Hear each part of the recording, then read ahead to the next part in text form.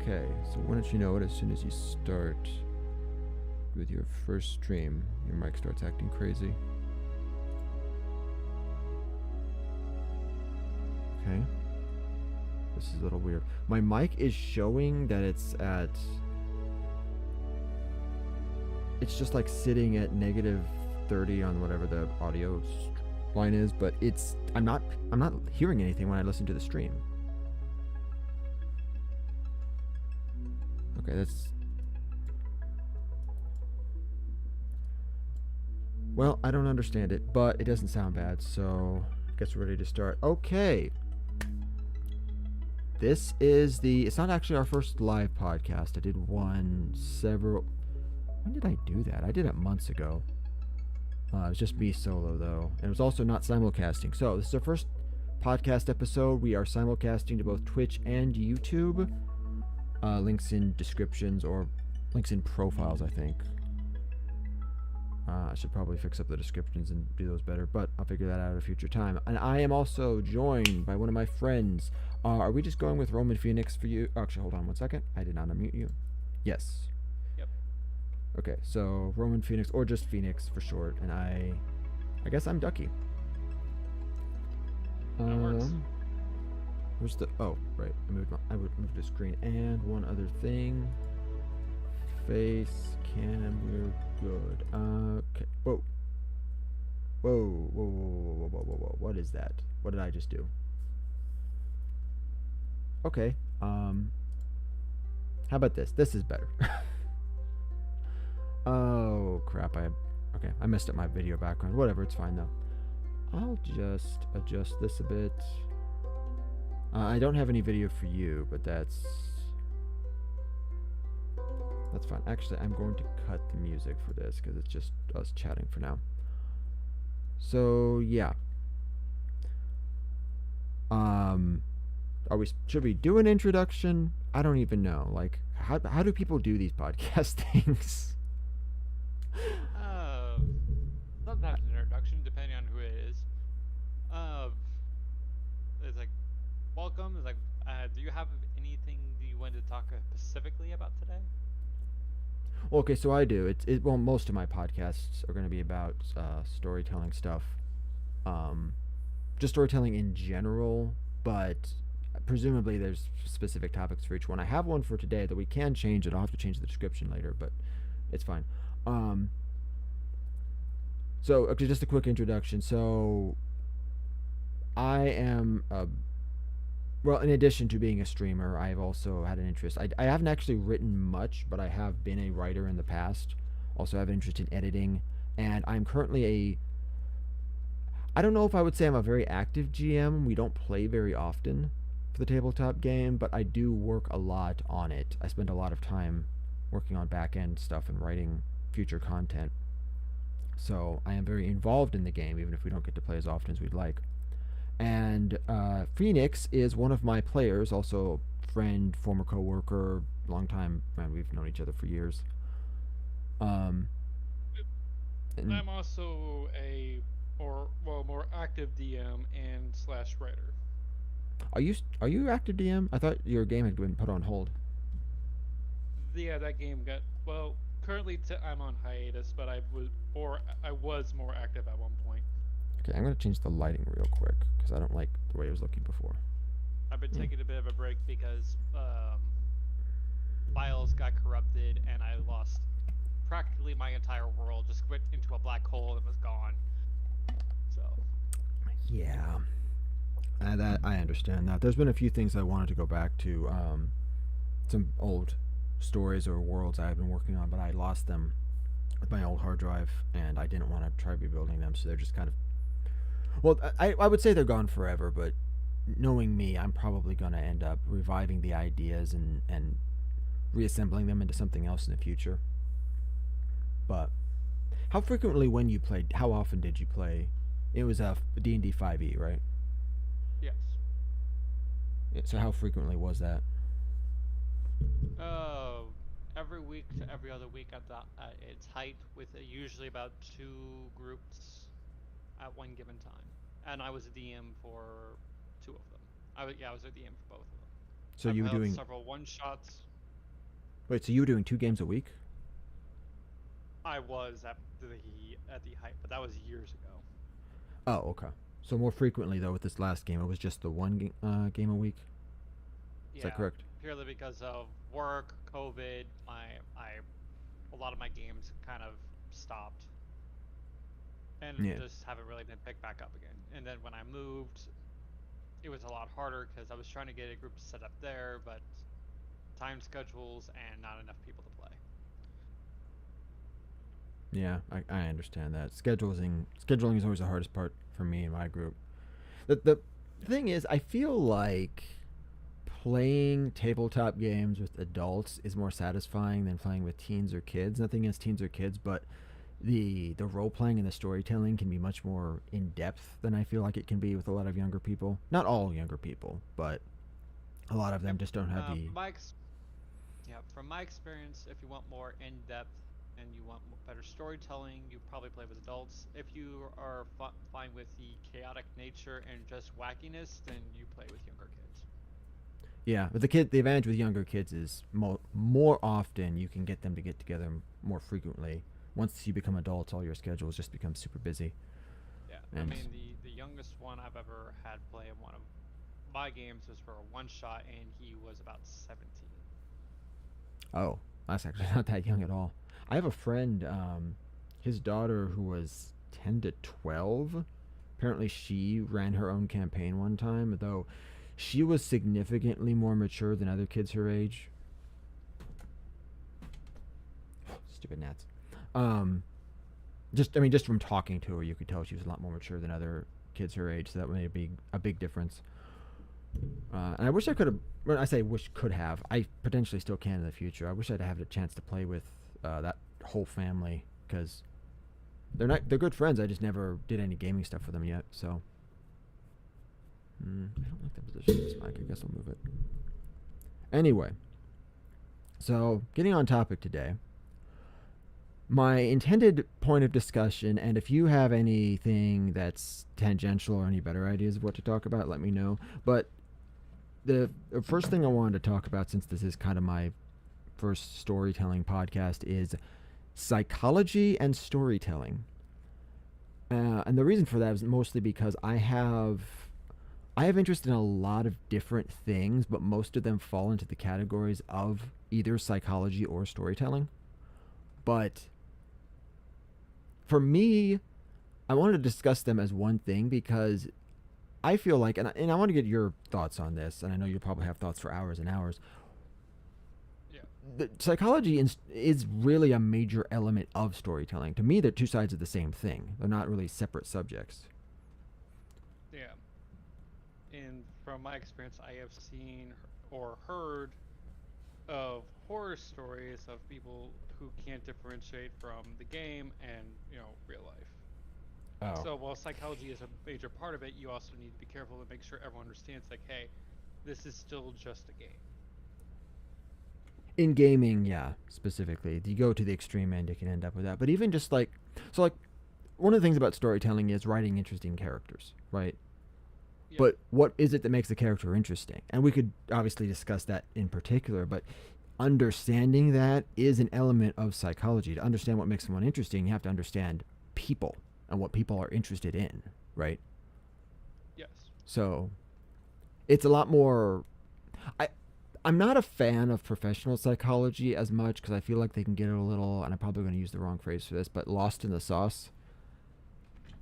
They get so Yeah. into like the theoretical that they just kind of lose sight of the practical. And storytelling is a lot more grounded in the immediate practical. And this lighting I still don't like. It's a lot more grounded in just real world practical behaviors and understanding why do people like this character and not like this one, like what are the basics. And that's kind of where I sit in terms of my interest with psychology. So Right. so for you, since we're talking about psychology and storytelling, let me ask you, since you are both a player and a game master, well, now it's too bright.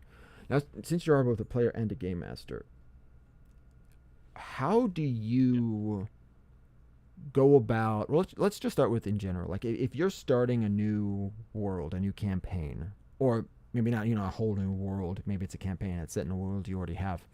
How do you go about designing a story or designing a game? Like, where do you start? It mostly depends on what kind of story I'm interested in telling. Now, when it comes to, well, my old world before I had to restart, I've had a really long time to flesh a lot of stuff out between the different cultures and you know and stuff like that. I've made conflicts between factions and all of this. So you start Now with the world building. yes, but the Okay. thing is that came over years. When I try to get new people to start up, it's like start pick a module or pick a movie franchise you enjoy, base your story around that, and then as you go along, slowly evolve it. It's like okay, the players interacted with them. How with what they learned from those players, what would they go off and do afterwards? And then it's just slowly building. So Because you, me, I've had yeah, go ahead. well, I was gonna say, so it from the way you do it, it seems like so you do the world building. Actually, there's the world, there's the characters and the story, and presumably the characters are all controlled by their respective players. So it seems like you do world building, and then you do the individual character building, and then you kind of develop the story from those characters and what they do. Or am I getting that Essentially. wrong? Okay. So sorry, you were going to continue, and I cut you off. But most of my best work actually comes from just winging it for the most part. See, I would say something similar about me. I would actually say though that's only half true. Winging it can definitely lead to some really really interesting works, and I've done some really good. I'm not always great at winging it. I need something. I need at least a skeleton of an idea, because if I'm just totally winging it and I'm out in the middle of nowhere, it's rough. I'm not good without some kind of plan, which is why I like to do the world building first, because at least then I have Yeah, at least I something to fall I, back I'm on if I don't. Yeah. I'm the What? same way in the opposite sense. I'm really good at winging it, but if I don't have a skeleton made, then it could be very inconsistent with everything else that's going on if I'm not careful. Oh, I see. Yeah, with me that hard part is I worry so much about the inconsistencies that I don't make stuff that's inconsistent. I just freeze up when I have to come up with new ideas if I don't know the world. So in your case, you make stuff up anyway, and then have to find a way to make it to reconcile the issues later. I just do the thing. No, sorry, you just do the thing, and then I'm like, I need to make sure this doesn't contradict anything else I've done. Which, by the way, I've had a few contradictions in the campaign we've been playing so far. I don't know. I don't think anyone remembers them, but I've had to fix a few things after the fact. One I haven't fixed at all. Yeah, I mean, it's the thing is that there's always going to be some inconsistencies. There's always going to be a few plot holes. The best thing you do is either roll with it the best you can, but most of the time your players will either not notice or they won't really care. Hmm, that's fair. In this case, I don't think you guys would care because so. Okay, without saying names, I know at least one person pointed this out. Um, I know for certain my wife did, and it might have been also pointed out by, without naming names, the guy who owns the house we play in. You know who I'm talking about. Um, Yeah. You want to they, use their character names? oh yeah, that probably would help. So, my wife, her character is named Estiva. Um, Phoenix's character, your name is it's Erlon. Erlon Yep. Emia. Okay, Estiva, my wife is Estiva Zarib or Zarib. I don't actually know how to pronounce it. We never use her last name. And the guy who owns, I don't think she's ever. I don't think she ever mentioned her character's last name, I think she except for did on the maybe first once. session. The first session she gave her full name, This and is that was how it. long ago? Before COVID.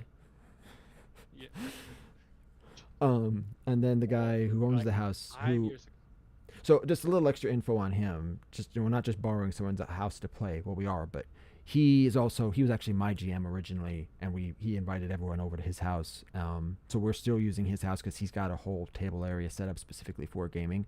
So that's the reason why we use his house, because I don't have any space here, and Erla doesn't have space at his house either. And not only that, but you're probably going to be moving soon, so Um, but Moving's fun, yay. yeah, especially moving several hours away, but that's life. Yay. But no, so Proto had mentioned that I believe because he had his notes. He's the one who takes all the detailed notes. The city you guys are in right now, for viewers, the city's name is wasn't supposed to be, but this name of the city is Ajendel, this ancient elven city that was ruined. The town you guys went to in the first session, that town had the same name. That was the original Ajendale, and when I was checking my notes, I mixed it up and I thought that was the name I had picked for the big city. It wasn't. I was supposed to give the city a new name. I just grabbed the old one. I noticed that one. Oh, you did? Yeah. Gosh dang it. You didn't mention it to me. So Yeah. if we go back and retcon it, I'm just gonna retcon the town name because I've been I highly doubt anyone remember, which I is know. really odd because normally I don't remember names to save my life. Yeah, so at least two people recognize. I think Proto might have as well, but you guys are never going back to Yeah. that town anyway. And so if we have to reference the town, and I have to retcon it, I'll change the Yeah, town's because name. I'm not going to change the city's name. it was a small little town, and we were there very briefly, and I believe we just like searched like what little they had left of a library, but that was about it. Well, they didn't even have a full library. You went to like the town hall and checked the city records and stuff. There's Right. barely anything there. I mean, out of character, you guys were there for like half an hour to an hour, and you haven't gone back and probably never will because it's not super relevant. But anyway, yeah. So that made me kind of unhappy. Fortunately, it was a minor contradiction. Right. It was the two places being given the same name, but one was super important and the other was trivial. So it's like, okay, that's not a huge problem. It's a fairly easy fix. Um, but Yeah. there was something else Yeah, I actually had to tell you.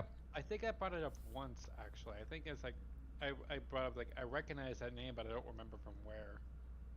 Yeah, Like it when might have people been say, you "Oh, then. research." Yeah, it might have. Yeah. Um, it might have been you instead of Proto. Again, I don't remember. It was brought up a long while back. But yeah, so anyway, getting back kind of on point.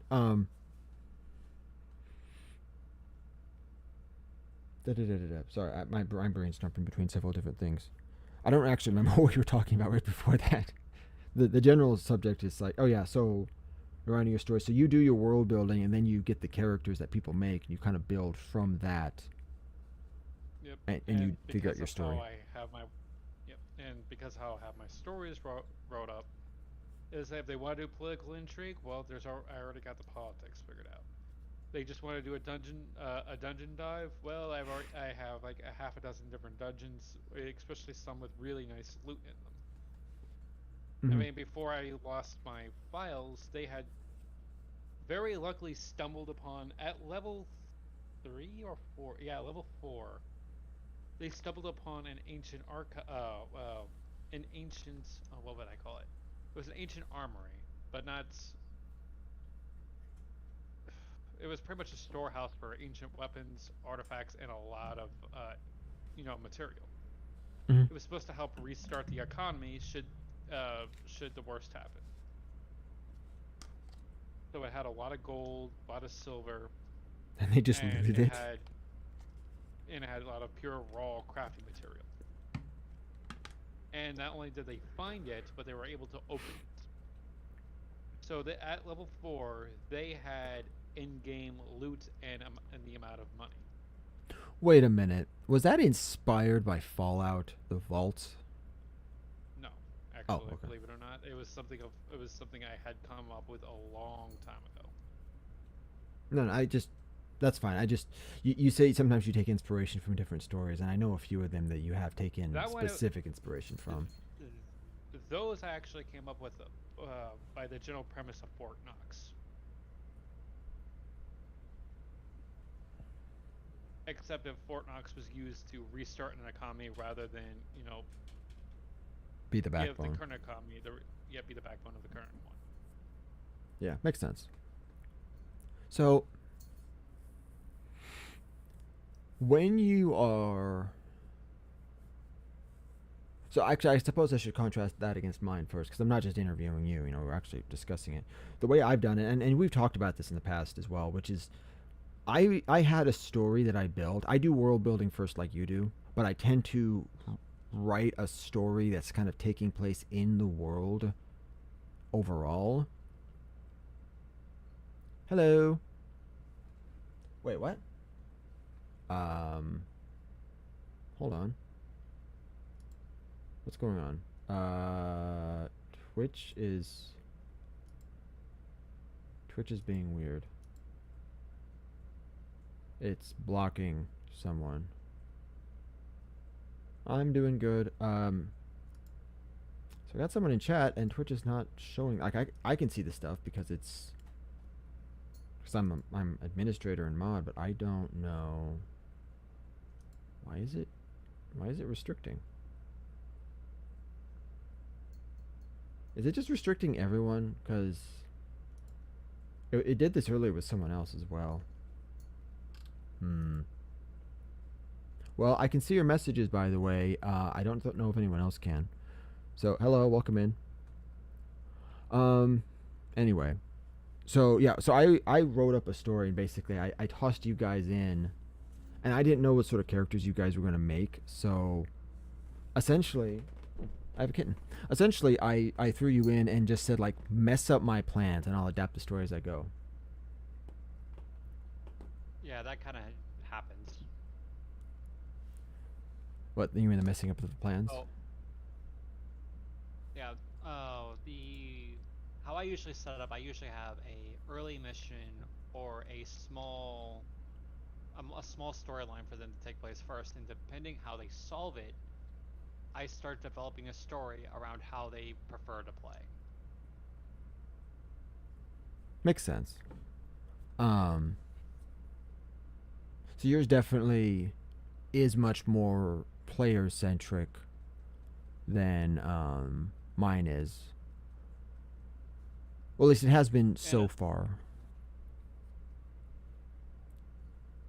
yeah, it's enjoyable to a certain point, but it does have its downsides because as I'm trying to develop it, there are some people who try chasing a story that's not actually there. Well, not there yet, anyway.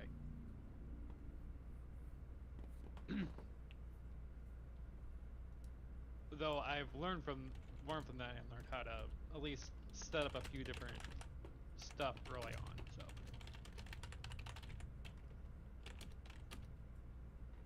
taking the taking my last game into example, I'm I responding to had the chat, so just keep talking, and I'm listening. yeah. So there was two major factions I could have dealt with. There was one who was pretty much leading these essentially eldritch created goblins, which either they could take out, or they could deal with what appears to be some kind of what they believed at the time was some kind of a rampant disease going on that was pretty much known for coming from a specific cult. Now, if you know anything of the SCP Foundation, I borrowed what was known as 610, which is the flesh that hates. I based that cult around that premise. The flesh that hates. Oh wait, is that Yes. that's the weird virus, the mutating? Yes. Oh gosh, that one. Of course you picked that one. That was horrid. Yes. But if they didn't really go into it, but if they had, they would have realized because they were more worried about the goblins because that was why they were initially hired. Mm-hmm. And because it turned out to be a two-man group rather than a four, I had to modify a bit so they were asking more questions. I had made some rolls behind the screen. It's like, okay. And then I pretty much flipped a coin. It's like, okay, which information are they getting? Are they getting information on the virus or are they getting information on the goblins? And it dictated the goblins. So they pretty much beelined for the goblins, which was supposed to be a more optional thing or a side thing they do afterwards because it was a much stronger encounter. Because it's a modified encounter from the Mines of Fendelver encounter with Krog. But they took it as the main thing, presumably. Yes. But essentially, is what was revealed. Like one of their players is a lot, even though he's human, he's a lot older than he should be, and had fought Krog decades ago, and he was supposed to be dead. Hmm. Oh, right. I vaguely remember you mentioning this. Yes. So he was pretty much corrupted by the Eldritch things, but they don't know why he was alive because even with that, he should have already been dead. So essentially, long story short, they blew a new hole into the side of the mountain to be able to destroy the pretty much an eldritch rift that was, corrupting these goblins in order to, turn them into what they were into in order to stop them.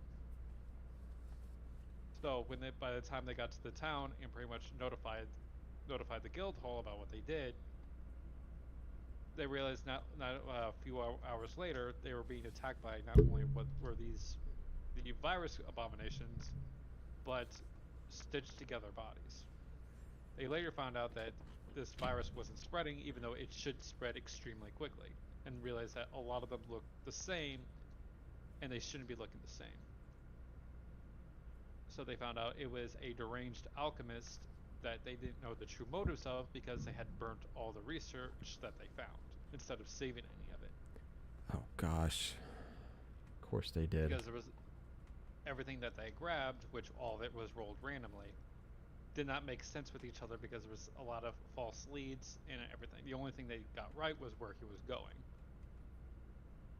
So they Got it. had two different search vectors. Either go after the alchemist who not only was able to weaponize a occult driven uh, virus, which shouldn't have been possible, but also was proved to have an extract of the Tarask, Oh, gosh.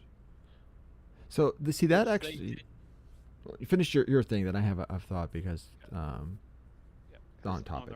on their way to where the alchemist's laboratory was, they encountered a few different ones, and the pseudo boss encounter they encountered was they could not figure out what it was because it was stitched together between a few different things, but it had a hard exoskeleton.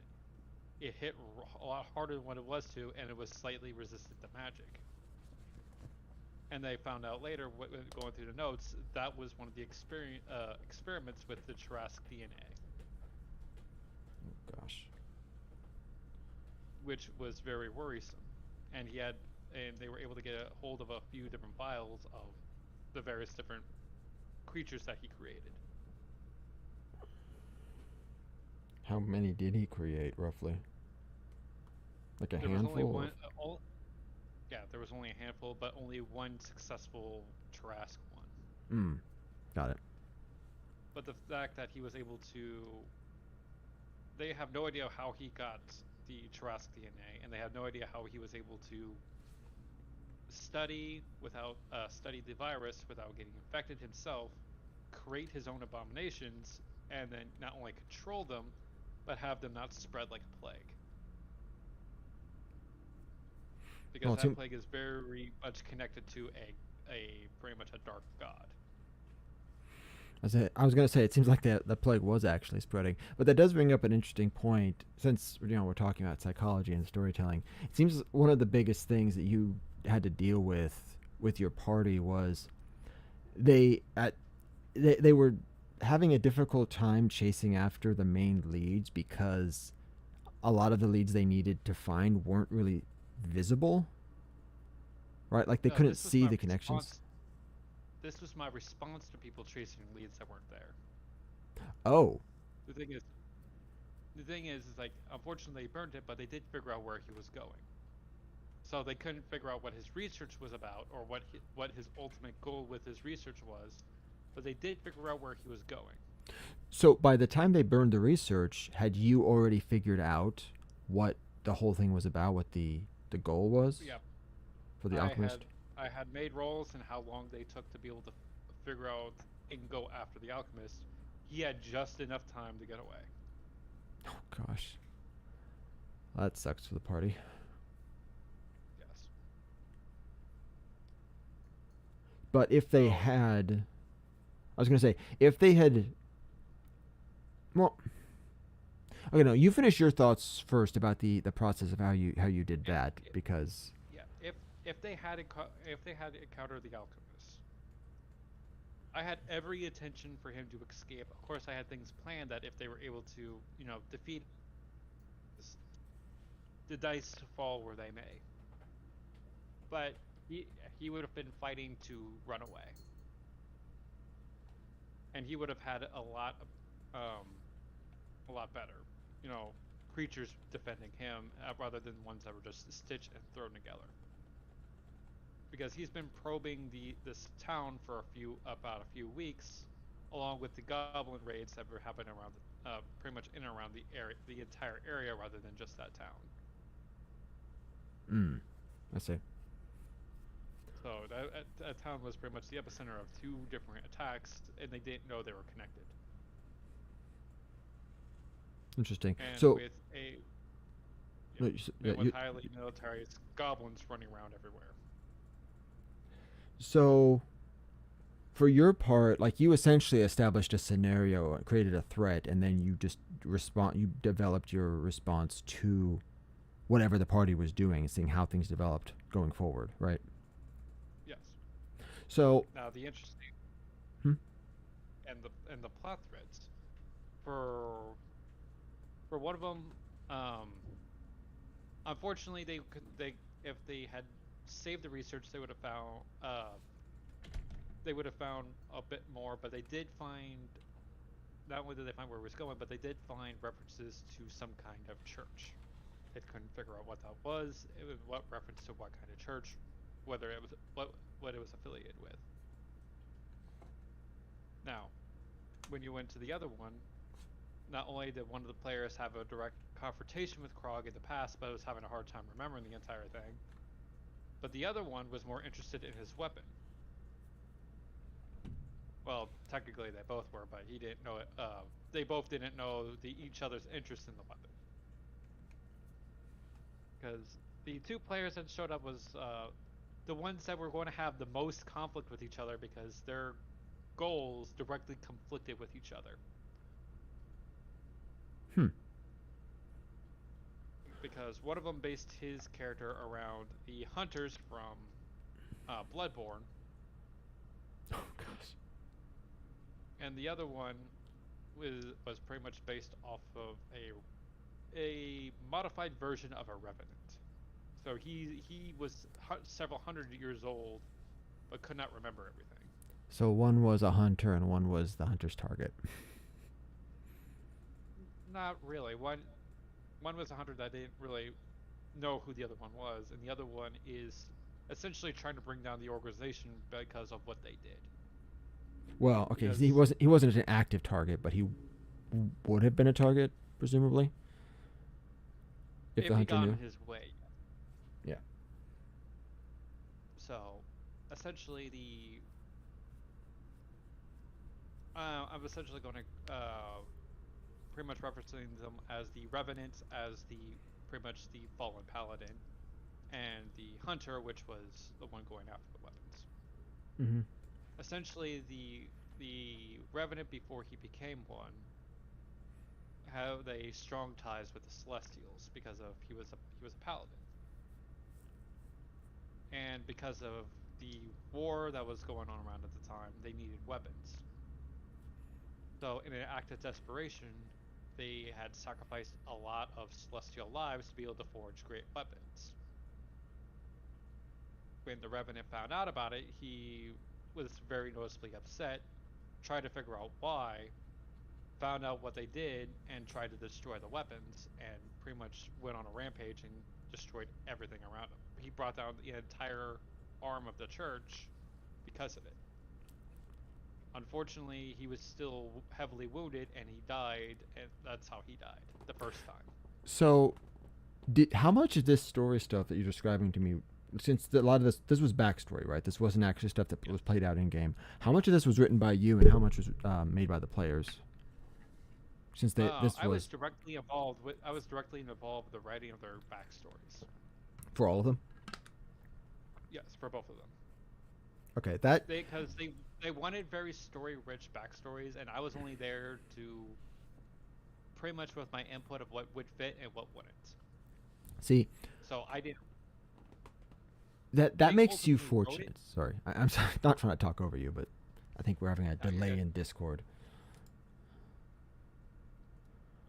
So they wrote Ultimately, it, and you assisted with that, which I was going to say, I feel like you were fortunate because, and is obviously a difference in how you developed your world versus mine. When I started, there was only a couple people. You were one of them, by the way, that had a really heavy, like a lot of backstory content for me to play off of.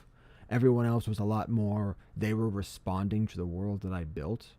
So the challenge for me was finding ways to create stuff that the players and the characters would be interested in to kind of hook them.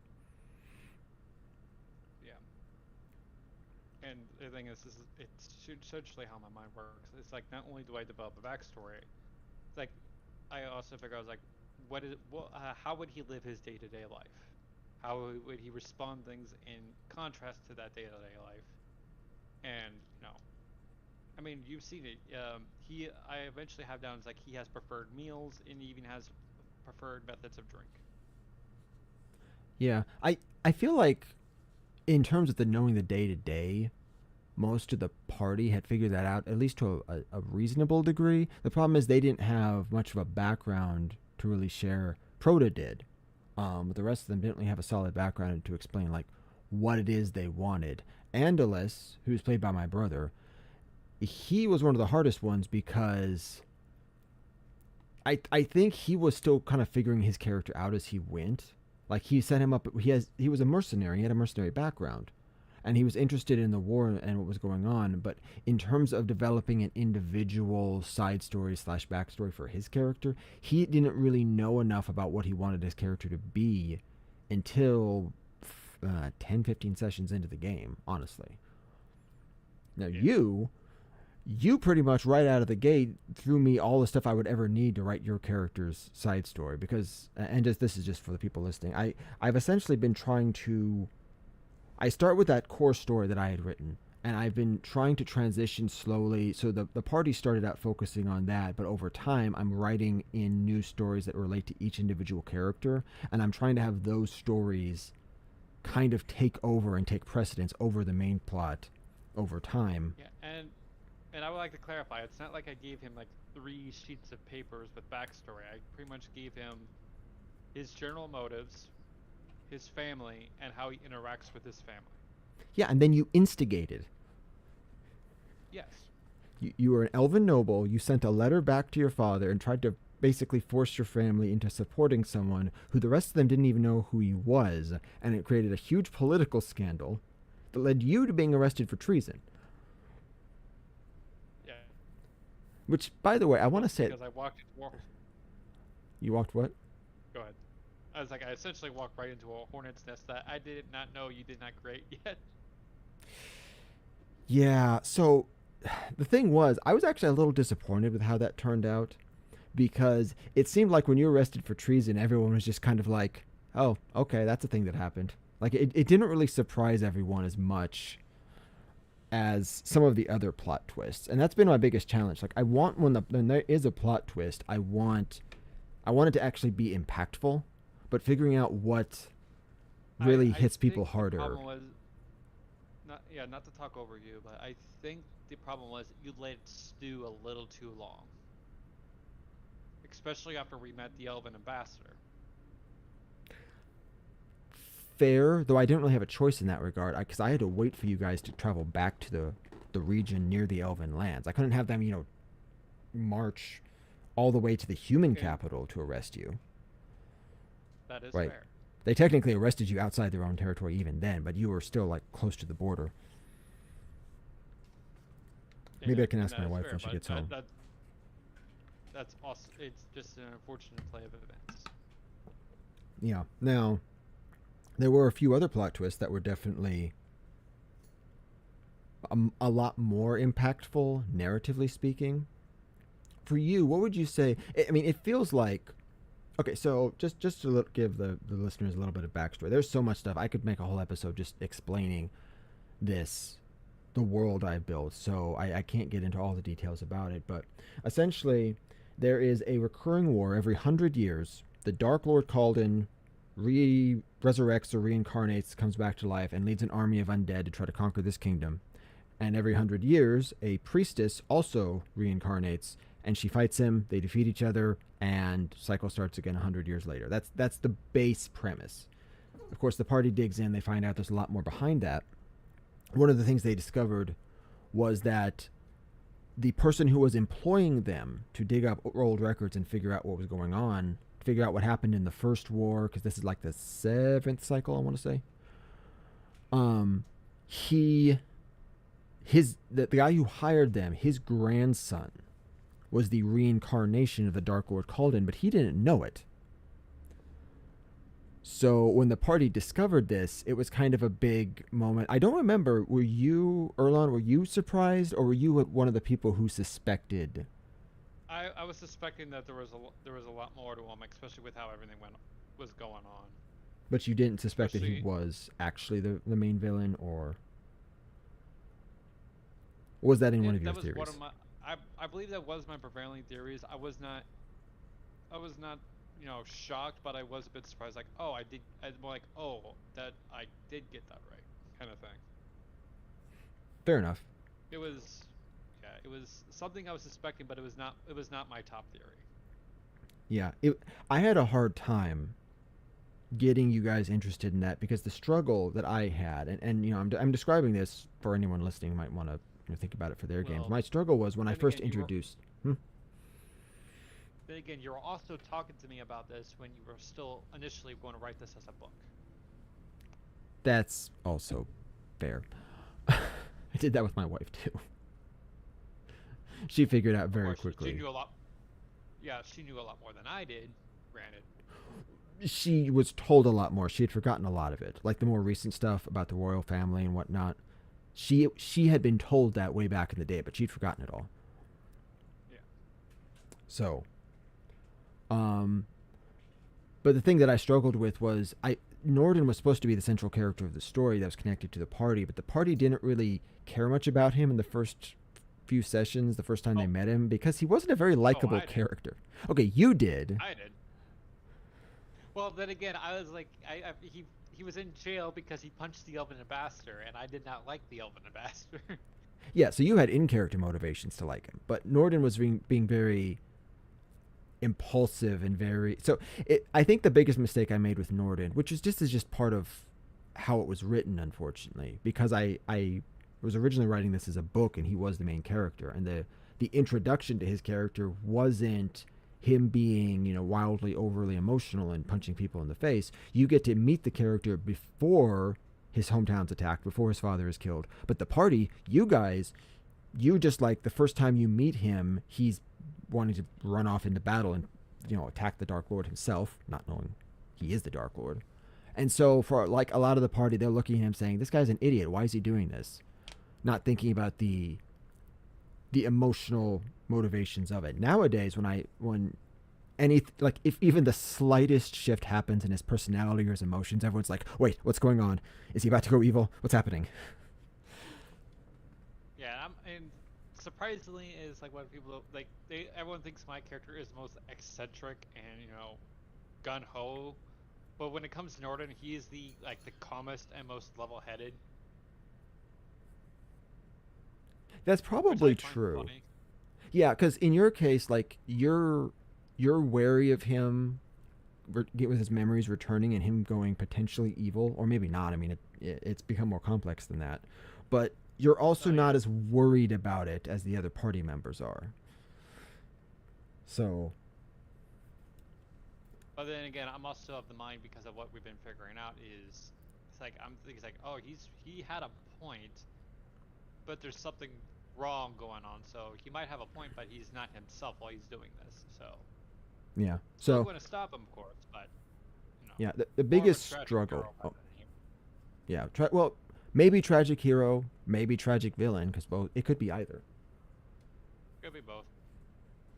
Yeah, the biggest struggle for me, I think, at the start was making Norden a relatable character for the party, because he was being so overly emotional, a lot of people couldn't really connect to him. Hi, honey.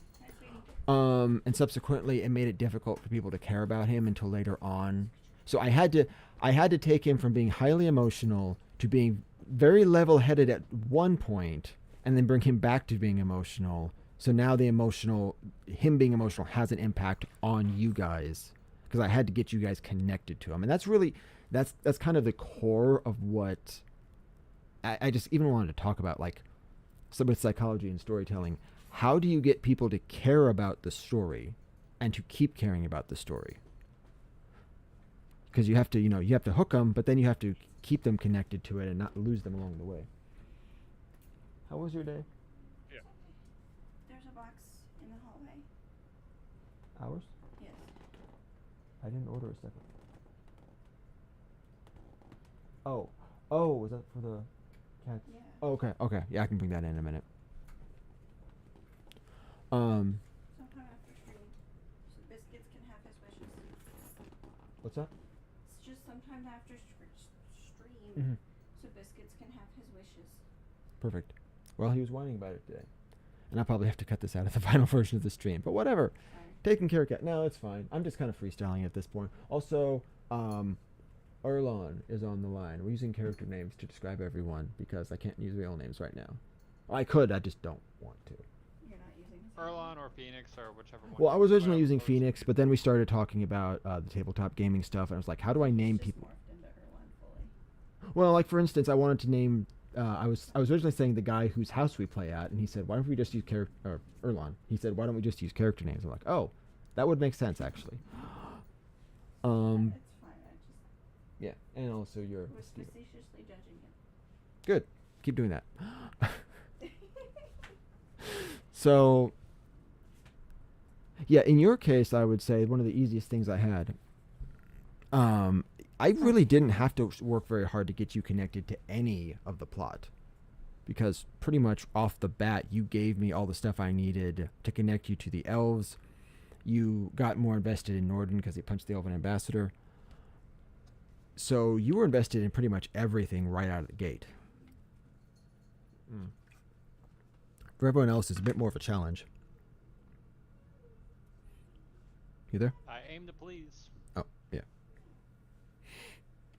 So, what would you say, like, if you can think of key moments in this story, like things that just really stood out to you, and I understand a lot of them are probably connected to your own character, but for like the big moments that was not necessarily even shocking, just emotionally impactful, like, oh, that's a big deal, what would you say were probably some of your biggest? I'm not going to ask for, a top 3 or whatever, just like what comes to mind when you think about major developments that like hit you hard emotionally. I know there's some recent things with Vionola and the duck, and Yeah, the portrayal of my father. that's fair. Though, though we never saw eye to eye, I did not think he would actually, do that. Because he's the one who initially, he helped those accuse me of treason. Yeah, Now his reason. So yeah, you didn't know his reasons for it originally. In retrospect, you understand it was he was really playing the politics game more than anything. It wasn't necessarily that. Like if it was a matter that could be settled within the family, he wouldn't have just outright accused you of treason. But politics got involved, and that pushed him to doing that. Yeah. Which I don't know. I always wondered whether or not my presentation of his character was done well, because I struggled to figure out whether or not to make him a potentially sympathetic character or more of a jerk. But do you think it would have been better if I made him more sympathetic and changed the way things happened? I think it aligned with what I initially gave you with him, because you preferred status and how the family looked overall rather than from the individual standpoint. Okay, So because it aligned with his character. yeah, so you had And he was looking to replace me because I was not very good with magic. no, yeah, there's that. So as the heir to the family, Erlon was he's from a family of mages, noble family of mages, but he's kind of bad at magic, so that always kind of put a damper on the Unless it- relationship between him and his father. Unless it's something that makes things go boom, or makes things no longer live. It was Yeah, you're good at exploding I was things. yeah. Well, and so I realized even I wasn't even doing this consciously at the time. It was more of just an automatic thing. When I was writing up your family members, because you had 4 siblings. Yes, which is a very big family for elves. Yeah, 4 siblings, 2 parents. So I had 6 characters to write. Some of them were more in the front, some were in the back, narratively speaking. But I wanted to try to. Well, not I wanted to. I ended up kind of instinctively setting it almost up as a gradient in terms of being sympathetic and likable versus not. And your father was probably the one who's most on the extreme end of unlikable, with your elder sister being right behind. She is not a very likable person, but she's at least somewhat sympathetic, and you're able to work with her. And then on the far other end, you have, your youngest brother, who's he kind of idolizes Erlon, and the other members of the family who are just kind of stuck in between. So it was interesting. I was actually surprised because your father and sister were near the top end of or at the top end of the unlikable members of your family. And I was thinking that ultimately you weren't going to be willing to work with either of them. Your father, obviously, there wasn't an option. He was kind of the antagonist. Yes. But I'm surprised you were willing to work with your sister. And I didn't give you a lot of reasons to be sympathetic toward her.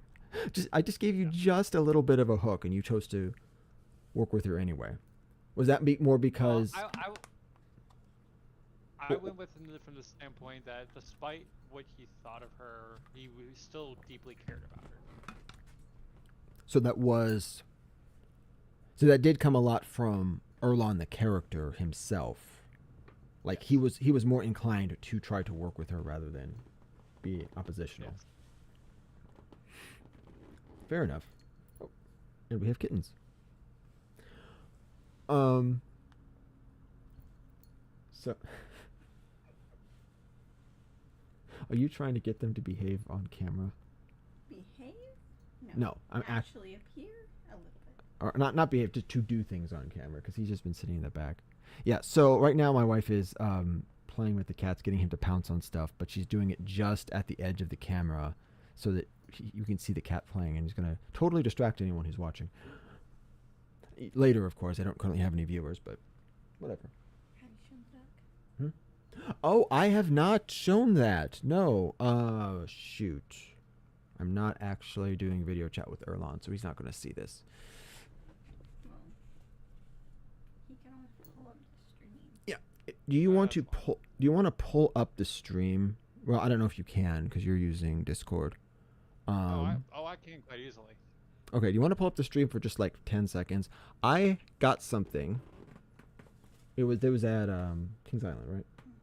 We were at Kings Island a couple weeks ago, and I picked up something that we saw, and my wife immediately said that this could be the mascot of the channel, and apparently, because it's the same kind, also the mascot of a particular Of the game that you're actually talking about right now. of a particular character within the Pathfinder game.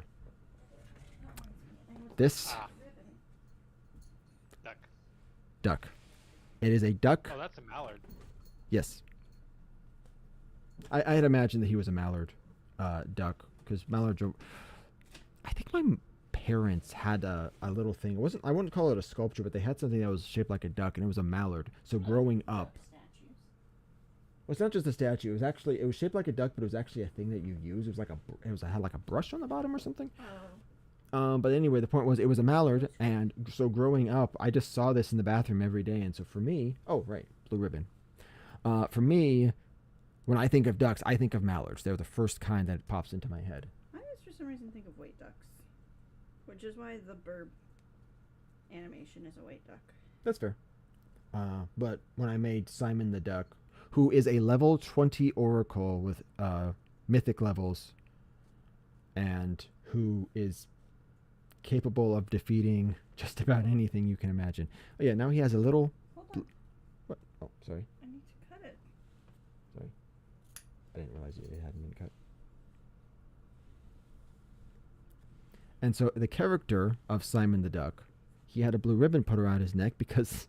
Because we were being stalked by a duck, and I wanted to verify it was the same duck. Yeah, see, Yes. apparently that mystery was a good way to get you guys' attention. Just show you something. Just put something in your face. There's a duck sitting there.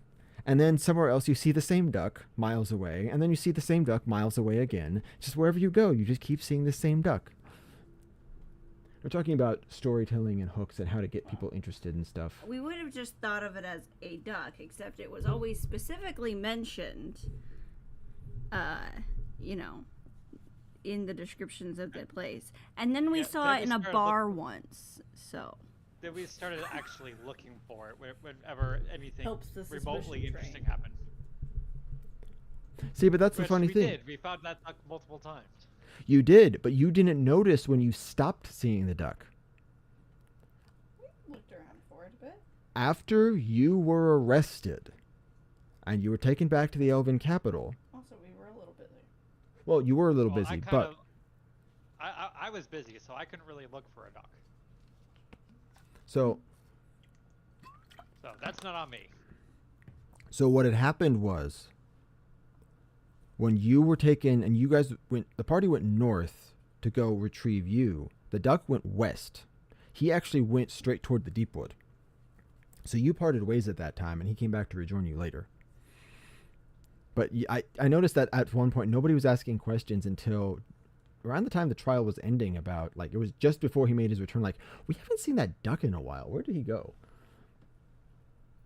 But nobody noticed the time when that happened because, and there was something else actually that was interesting that you guys also didn't pick up on, and maybe going forward you will, because it's not always easy to know what a GM says that you need to pay attention to and what he says that you don't need to pay attention to. But all the times you'd encountered him, the duck that is, basically was just kind of sitting around either eating or just quacking. He was just being a duck, and you guys end up walking off. The last time he walked away from the party, and then you didn't see him for a while. You mean this most recent last time we saw him? No, I'm saying it 'Cause was. I was gonna say we just kind of got done with what we were doing. No. It was the time when he disappeared for a while. It was right after you guys had the big discussion about Norden. Actually, no, it was right after Norden learned he was called in. Around that time, just before then, you had seen the duck in the old ruined capital, and he hopped off his little perch and walked down the street away from you guys. And he walked on a different path than you guys were taking.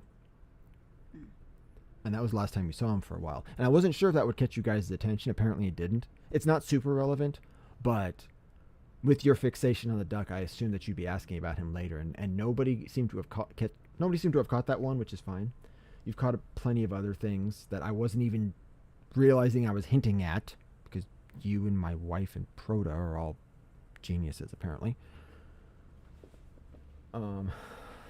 Well, I would call myself a genius, but I am. I would call myself observant. Pick this up and hug it. Yeah, but you're able to recognize hints of things to yet to come. I, like especially when it comes to patterns. That's fair. My wife doesn't notice the patterns so much as she just notices peculiar things, asks questions, and then somehow deduces what I'm thinking. Well, she also knows you very well. That's true. She probably no, I would say she at this point she does know me better than anyone. I'm better. Well, I mean, I've got siblings and parents who knew me for years and years, but I don't think any of them have ever dove into talking about storytelling and stuff as much as Well, we have. the difference between family knowing you and believing they know you better is because they think they know you better than they probably actually do, so they don't bother trying to relearn what you do. Yeah. It's Well, it's a process because they have you like as a set person in their mind, and they don't always transition that from who the person you are now. yeah, and our shared interests as a family didn't always include anything relating to storytelling, so that was a side I didn't necessarily express a lot to them. So a lot of them just didn't see it as much, and that some of them are actually seeing it more now because my sister, she's got her tabletop gaming group. I sometimes talk to her about it. Both of my brothers have done tabletop gaming. One of them is in the game, Angelus. So we're sharing a lot more stuff about storytelling than we used to. But growing up, I seem to be the only one that actually wanted to dive into the nuts and bolts of what storytelling is. And we haven't actually talked as much about the psychology side of things, which is fine. I mean, this is just first episode. I'm still figuring stuff out. And I don't want to think too hard about. We're starting to touch it. It's we're building the basis of what we're talking about, because there's a lot of, so everyone understands where we're coming from when we actually start talking about the psychological side is where we're coming from first. Yeah, that's true. And that, I mean, and honestly, that in itself is a lot of the psychology, knowing where people are coming from, because ultimately there isn't going to be any type of story or character that's going to appeal and connect to every audience member or every player, right? Yeah. So knowing what that is, and so there's an author, Brandon Sanderson, which I'm sure lots of people have heard of. He's fairly famous and prolific. He does classes at BYU, Brigham Young University, I think it is, pretty much every year, where he breaks down storytelling to the nuts and bolts. And I've watched a few of his videos from those. And one of the things he says about characters, some of the things he said, I can't break it down point for point. I don't want to anyway. But he says two of the biggest things are that make characters connect with people are likability, which that can be broken down in a whole other list of sub factors, but likability and I guess skill. Like, even if you don't like a character and they're a villain, it's always interesting to see people do things really, really well or do them in a clever way. That's why some villains, even though they're heinous, like the Joker from The Dark Knight, the Heath Ledger version. Yeah, he more represents the Oh, he didn't really feel much like the Joker to me. He felt more like the Arcane, not the Arcanist. It was the Oh, what was that? I don't actually know the reference. Anarchy. Oh yeah, the Anarchist. There we go. Yeah, that's true. That was a very different Joker because just the nature of the world they'd built didn't really allow for a lot of those, Mr. Freeze, Poison Ivy, and the Joker, like the Mark Hamill, just constantly cackling version of the Joker. But Yeah, the thing was, he had something he ultimately wanted to do, where the Joker through the comics is what made him what part of made him so dangerous is that you never knew what he was going to do or what he was thinking at any point. yeah, that's For the true. most part. But the Joker, he was a horrid character. Like, in terms of likability, he was in the toilet. He was just horrible to everyone all the time. But the thing was, it was hard to claim he didn't have a point when he was talking to, like, the mob thugs, saying, they're all about money, they're all about, power, and this and that and the other thing. And politicians like talking about the mayor. If I tell you a truckload of soldiers are going to get blown up, nobody cares. But I tell you that one little mayor is going to get shot, everyone loses their mind, right? It's like, yeah, he's got a point. Bye, kitty. So I guess in that way, he didn't have a lot of likability, but he had a lot of relatability. Kind of that side of us that just wants to lash out and say the world sucks and the world is stupid. He kind of took all that and then he did all the things most people fortunately don't want to or aren't willing to do. So even though he's not a great character, or he's not a good character, he was a well-made character because people could relate to him, even though. Don't get me wrong. Because like yes, he's not a traditional Joker, but it does not mean it was a bad character. The character was still written and performed marvelously well. Yeah, and when making characters, that's one of the biggest thing. Like, can people? What are people going to connect to this character with? Is it a character they can relate to? Is it a character that they can at least understand? Is it a character that's just entertaining to watch just because of how they're portrayed? Like, there's a lot of different ways to connect people, but you always need a hook. If you don't have a hook, people are just going to forget they exist. Like Kaiden from Mass Effect.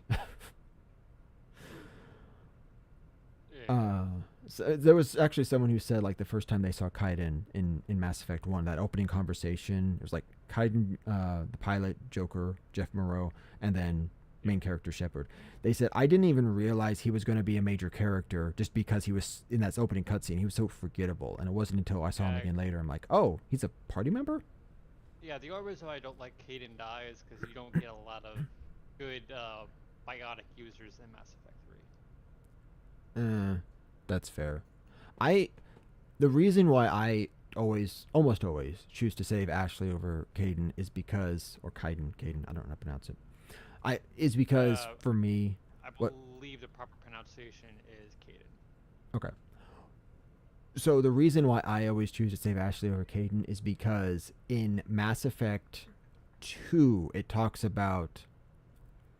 Well, I think, like, if Kaiden dies, then they set up like a memorial, and there's a fund for biotics who are suffering from the effects of various medical procedures in the past, and they have like this whole thing in his memory. And if Ashley dies, it's like, okay, she was buried, or not buried. They had a memorial ceremony, and that's it, because her family was blacklisted by the military and they didn't like her. So it's like, well, that's like the worst way to kill off a character.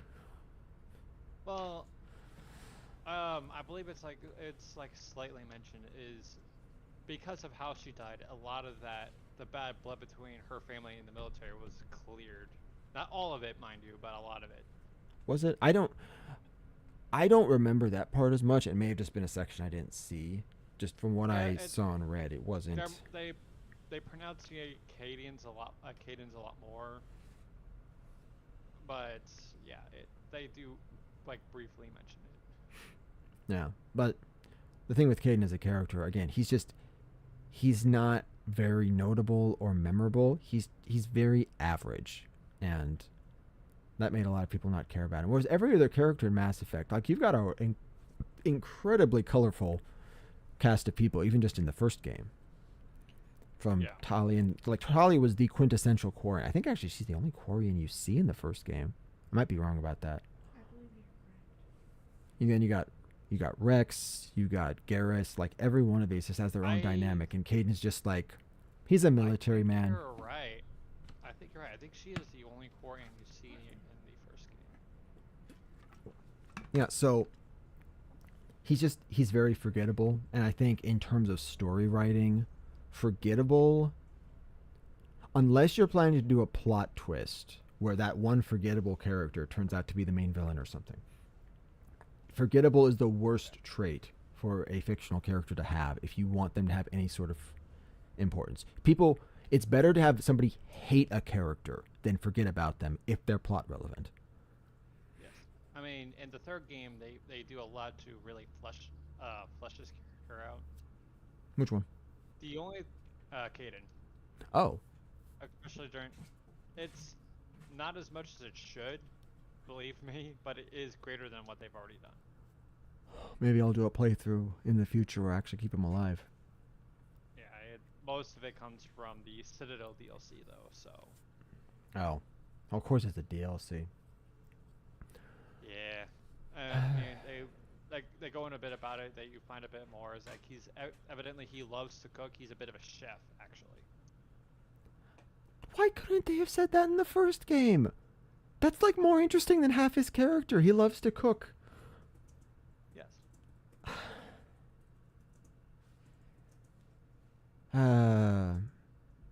So actually, since I now have Estiva here, that is to say my wife, I'm going to ask you this question, honey. We were talking about the Pathfinder game earlier. For you, what was one of the most memorable moments or scenes or just something from the campaign in general? Like, what's a big thing that was just particularly when it happened? Like, was like, oh, that's a big thing, or it was emotionally compelling, or When I actually succeeded on that nat 20 for murdering Scarlet. when you guys beat the Shadow. Oh gosh. See, That was a fun one. it was fun. The problem is that doesn't help me because well, no. Actually, I guess that's a I good. am the one who did the personal murdering, No, that's fair. I was gonna say, and I Well, rolled well. To be Consistently. fair, I ran Those her over two with a things horse. are very rare for me. that's fair.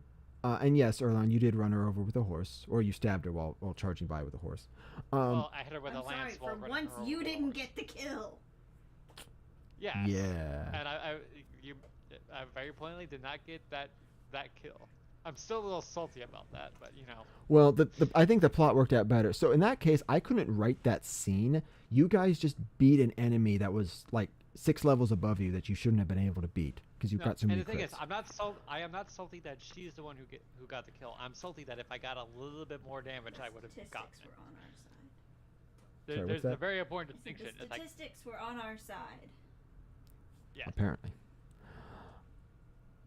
Well, then again, you really need to take into account that I have very good luck when it comes to dice.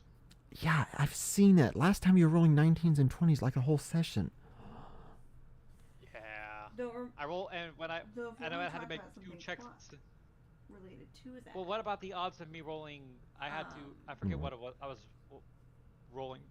I forget what I was rolling for.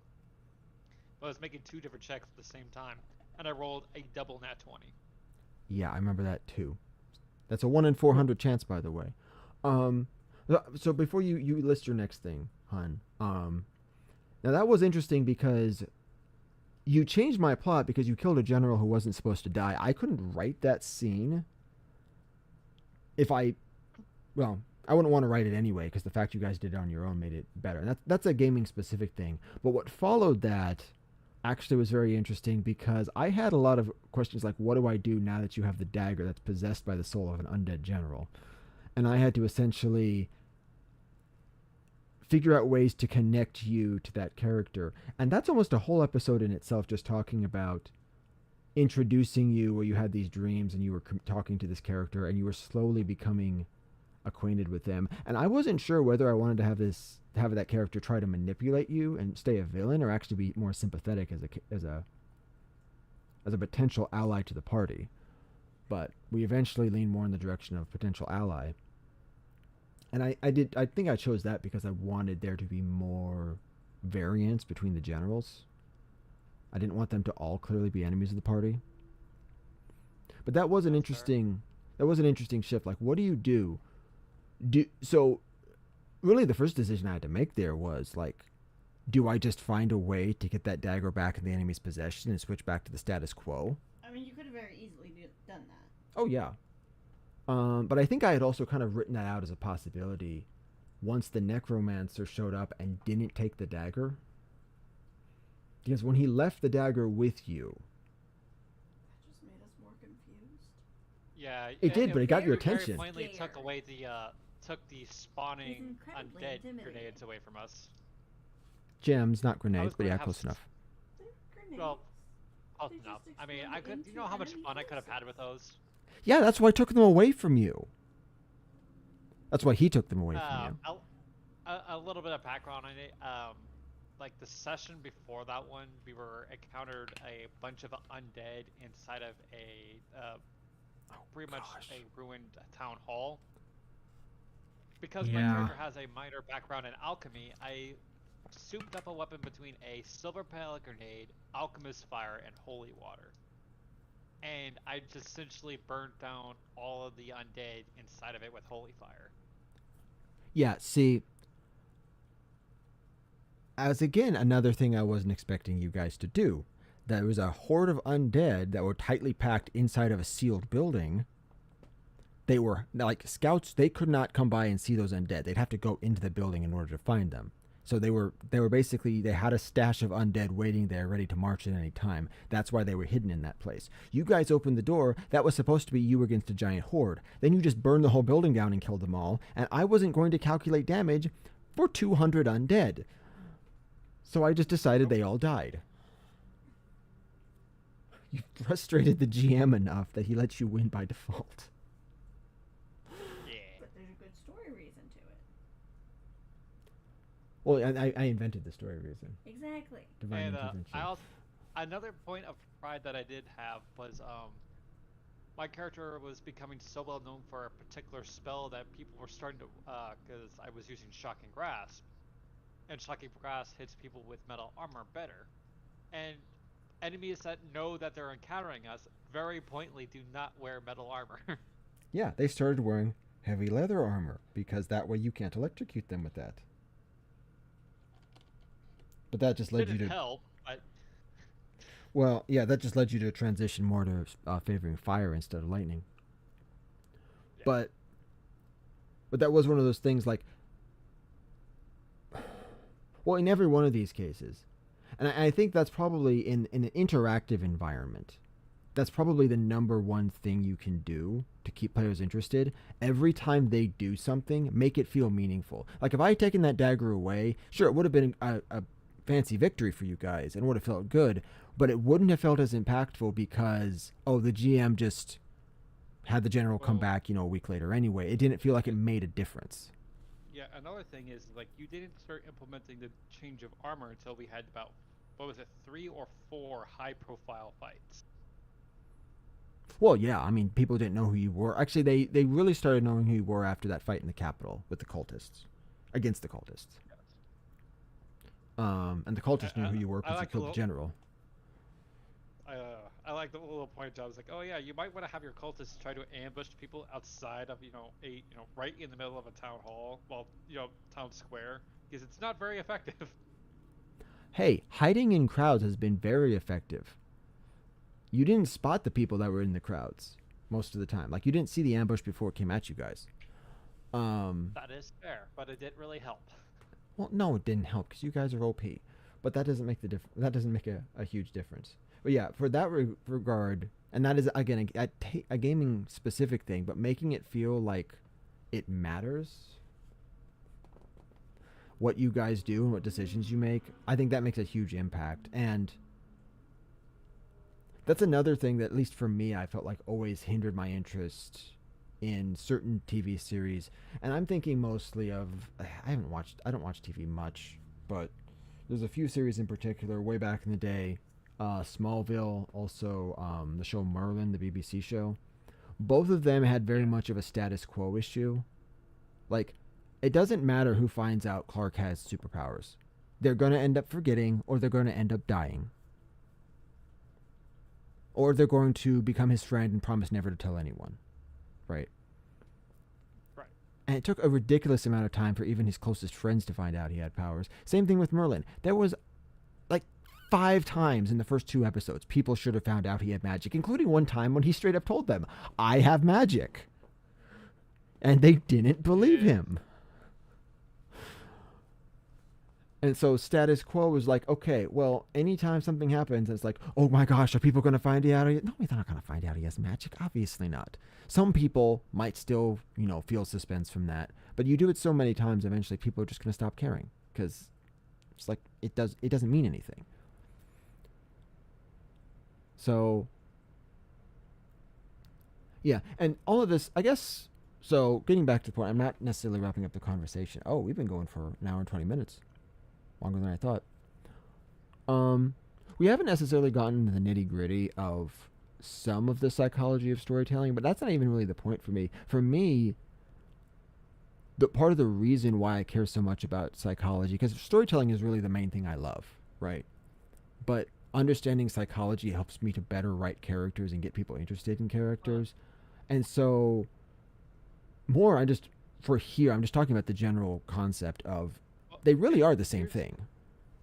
What? yeah, I do have something that does placate into the psychology, at least the first psychology of the characters, Go is ahead. in the old anime Robotech.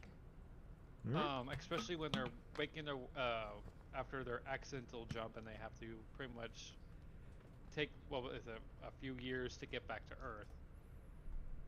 They get into multiple fights with Zentradi, and they lose. And every time they engage in combat, they lose a good number of people or material.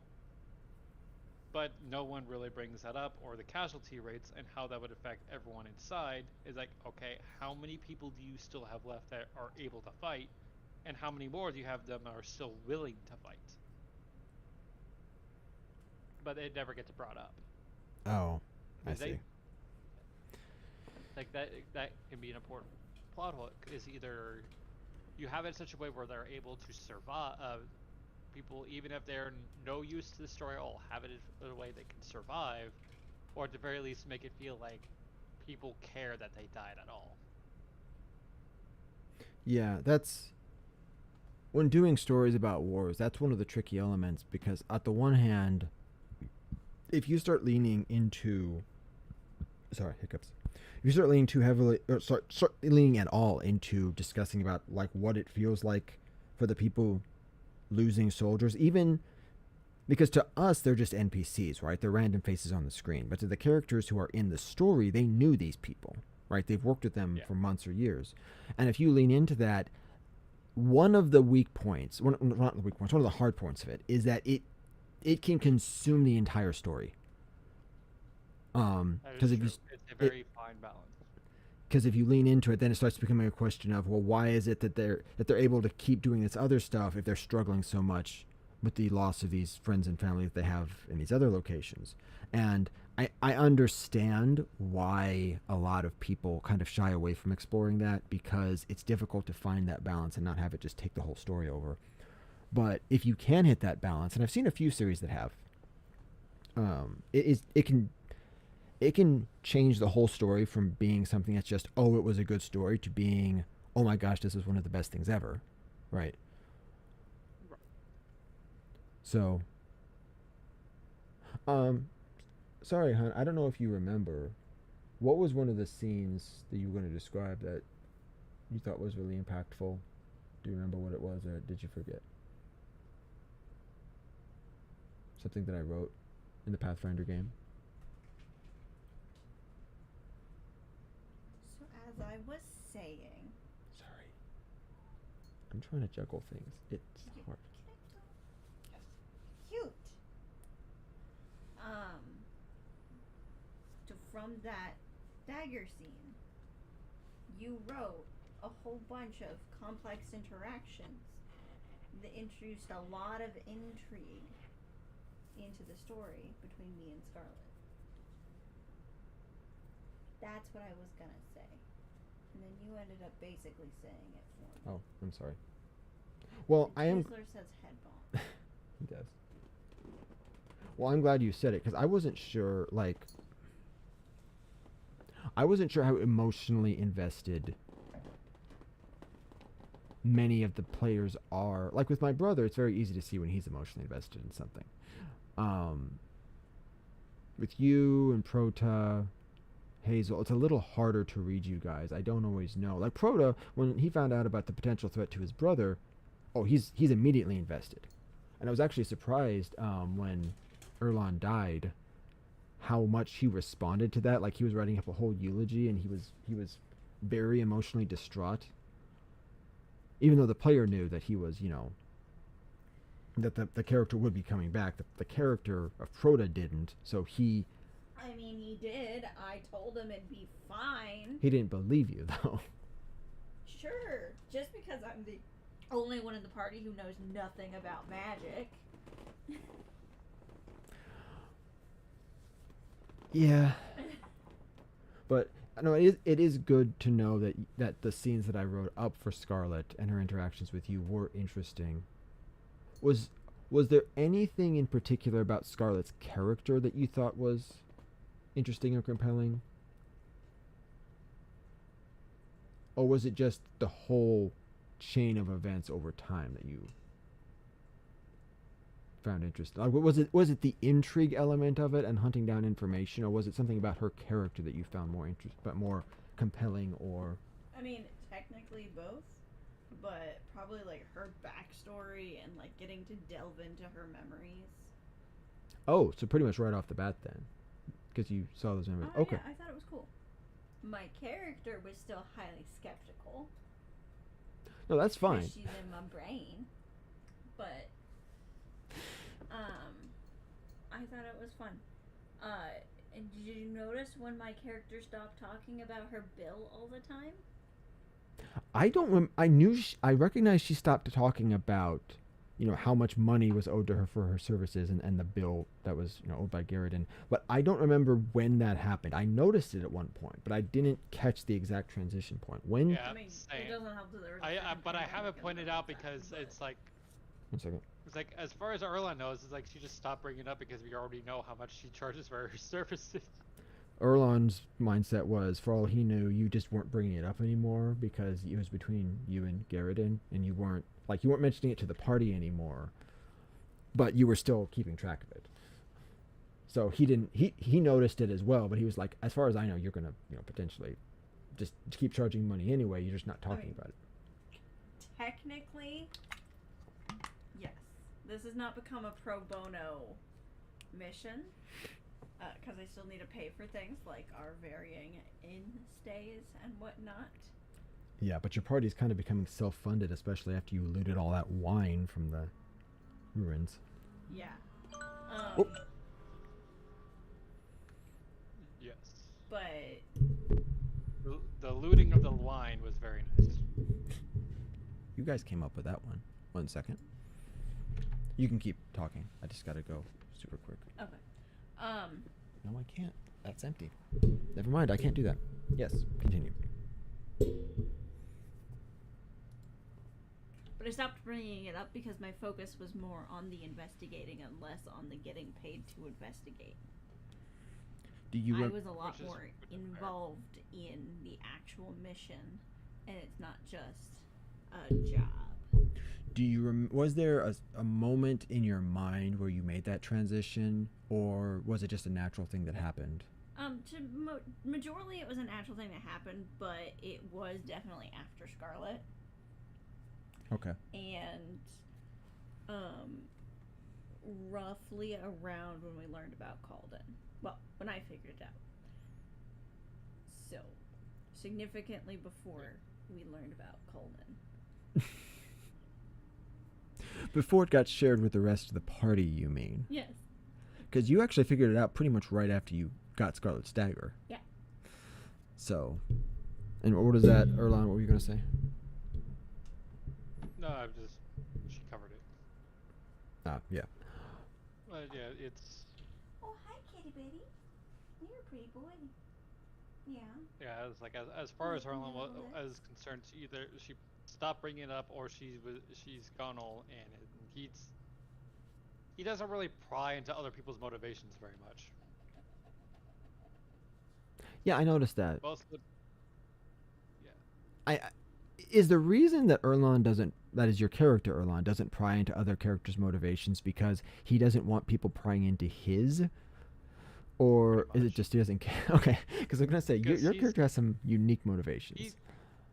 He's given bits and pieces, but he's never actually given anyone his true full-length motivation.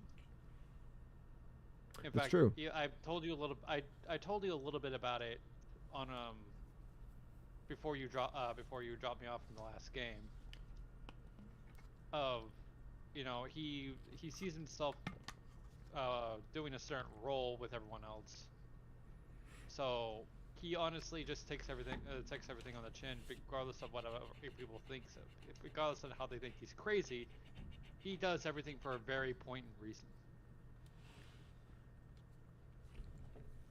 Yeah. He has a method to his madness, and he can't really explain it very well, so he just does it. Yeah, and so I'm going to take a moment just to speak as the podcaster. I don't know how well I've really represented the subject I've been trying to talk about today, or what we've represented it. But I think the main point that I've been trying to get across is really in storytelling that the key really to writing characters that are interesting, and it's always the characters that are interesting, because you can talk about a war, but if the war doesn't involve people that you the reader or watcher or player care about, you're not going to care about the war either. And really the key is writing characters that feel realistic, and getting to know them well enough that you as the reader or the player or whoever can actually connect with them and care about them, because there's lots of people who have lots of interesting things, you just never learn about the interesting sides of them. So in that way, understanding what makes people tick and how they think becomes a critical element to writing a story, because if you don't understand people, you're never going to be able to write characters that feel like they are actually people.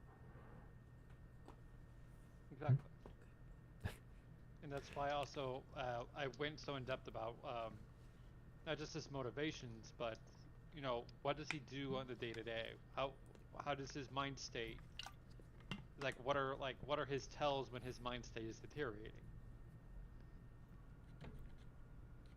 Oh, that's true. His first thing is when the first thing he does when his mind first starts to deteriorate is he trains harder and longer. No one's really picked up on that. The only one they picked up on is when he gets to the point where he drinks a lot. Yeah, he's hit that point a few times. I did notice whenever he was under duress, like when you first found out that your family sword, this heirloom that represented your family history, was actually a fake. The first thing you did was find some test dummies and start smashing. Oh, you were blowing them up with magic, weren't you? Or were you cutting them to pieces? I don't remember. I was arcane striking them, so both. He was being mad though. Yeah. So the training was the first thing you did, and then later on, in more severe situations, Erlon starts drinking a lot. It Not just not as depends much on as what he is. If he's angry, he trains harder, and he just needs to blow off some steam. When he's dealing with his psychological stress, he starts drinking a bit. So when he's stressed, he drinks. When he's angry, he fights. When he's hanging out with Proto, he drinks. What? Proto drinks all the time. Yes, he does. He's But the thing is, Mm. but he's not quite an alcoholic. He knows when he's starting to go too far, and he puts it down for a few days, and he stops drinking entirely until he sorts himself out of it. Yeah, and by the way, for the record, that's Proto the character, not Proto the player. Proto the player, I don't know if he drinks, but he doesn't drink much if he does. Like, I typically haven't seen him with alcohol in his house, except on like one or two occasions, so. And that was mostly because the cooking wine was about to go bad. Oh, right. I forgot about the cooking wine. Yeah, you remember those details. I forget. Thank you. I appreciate you. The mead that he shared was quite nice.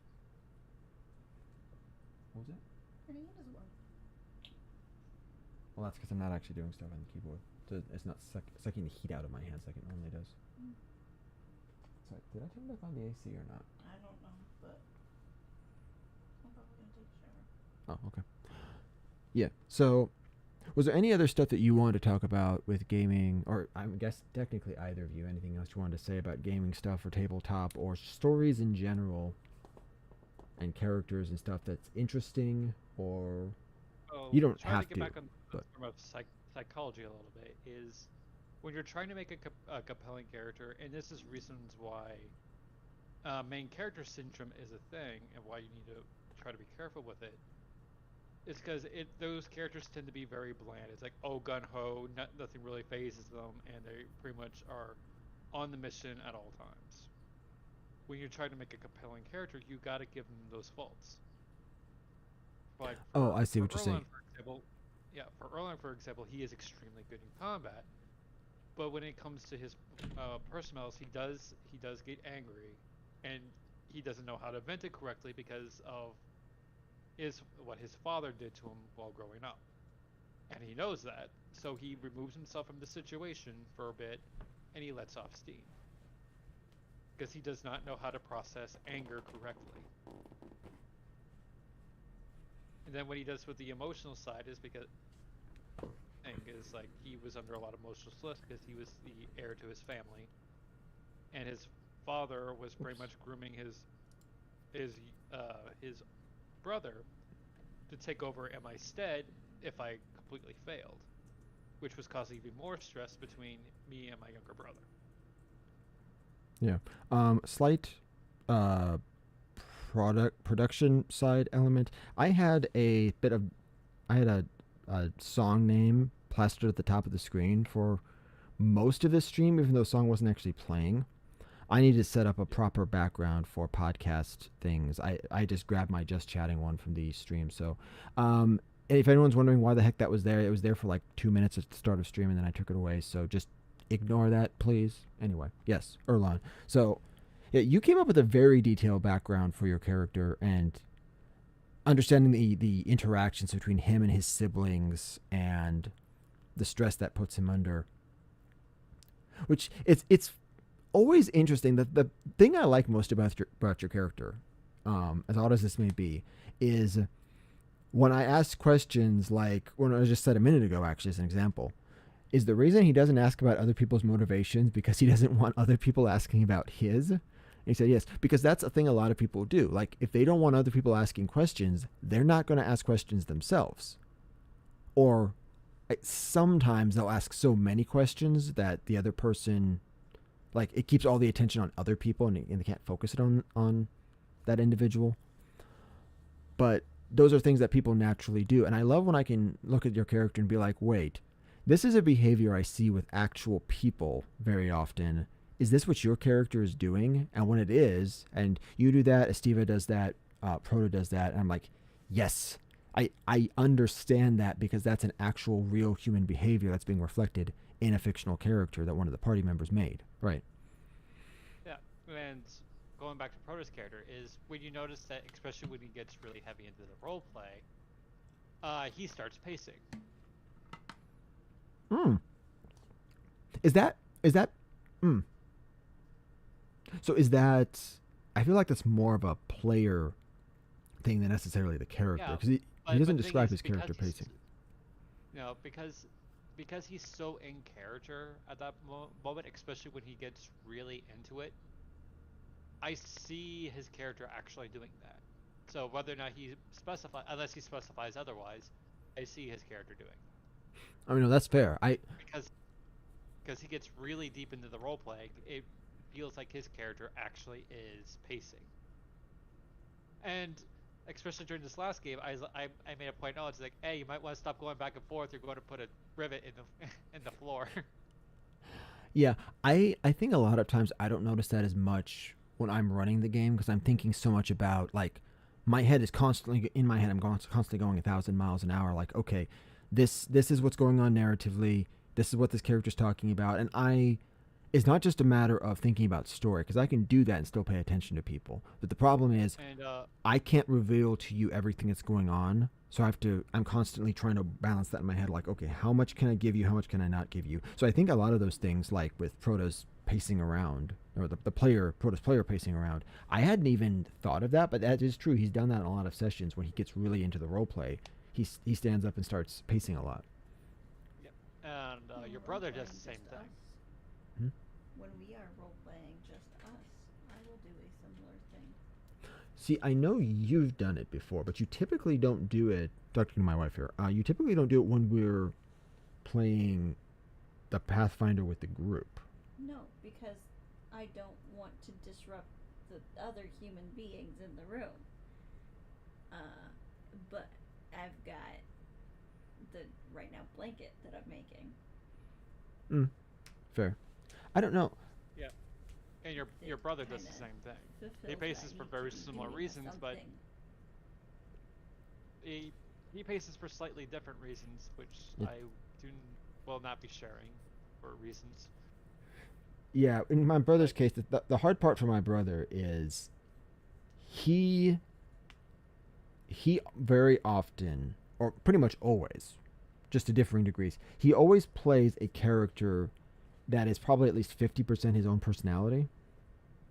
And if he's playing characters that have more extreme backgrounds, like in a Star Wars game, he was playing a Wookiee. In another one, he was playing a Zeltron, which was the weirdest choice ever. But he, And he could be a Zeltron, but not the way he wants to be. yeah, he could sort of get a little more out of the character because obviously they're not human, they don't share his background. In this case, I feel like his current character being a human makes it that's like it's 90% just his personality for that character. So in a way he's kind of always in the role play, and he does sometimes struggle to differentiate between his feelings and his character's feelings in those cases where they, ought to be different. So I understand what you're saying, but he does do the pacing when he gets really into a specific thought process or something along those lines. thing is, Also, when it comes to any, I think a lot of those involve things that are connected to decision making. Because I know Proto wasn't necessarily making a decision, but he was having a conversation with a character, and he was like evaluating how much can I trust this person, how much can we work with this person. So he was kind of making a decision, but it was sort of the front end of that. He hadn't yet made up his mind. It was everything leading up to the decision that he was weighing it very heavily, and he was getting into it. But it is nice to see, because in the early sessions, people were not very role play focused. It was much more on just collecting information and more. It was story focused, but not role play. And I'm seeing a lot more of the players do that. Just really get into these scenes, and I love seeing that personally. yeah. Cat butt. There is a cat butt right here. So, Twizzler, why'd you throw a book at me? he didn't.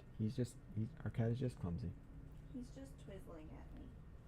Yeah, let me get that. Alright, found a new way to code.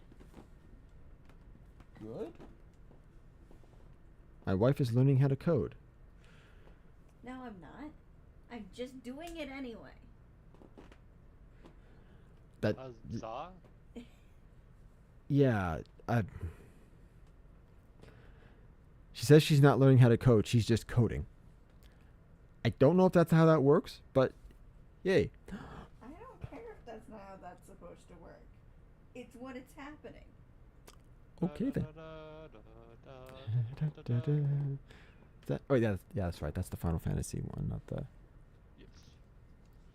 The other one that comes to mind is the da-na-na-na, Legend of Zelda, when you pick up a major item.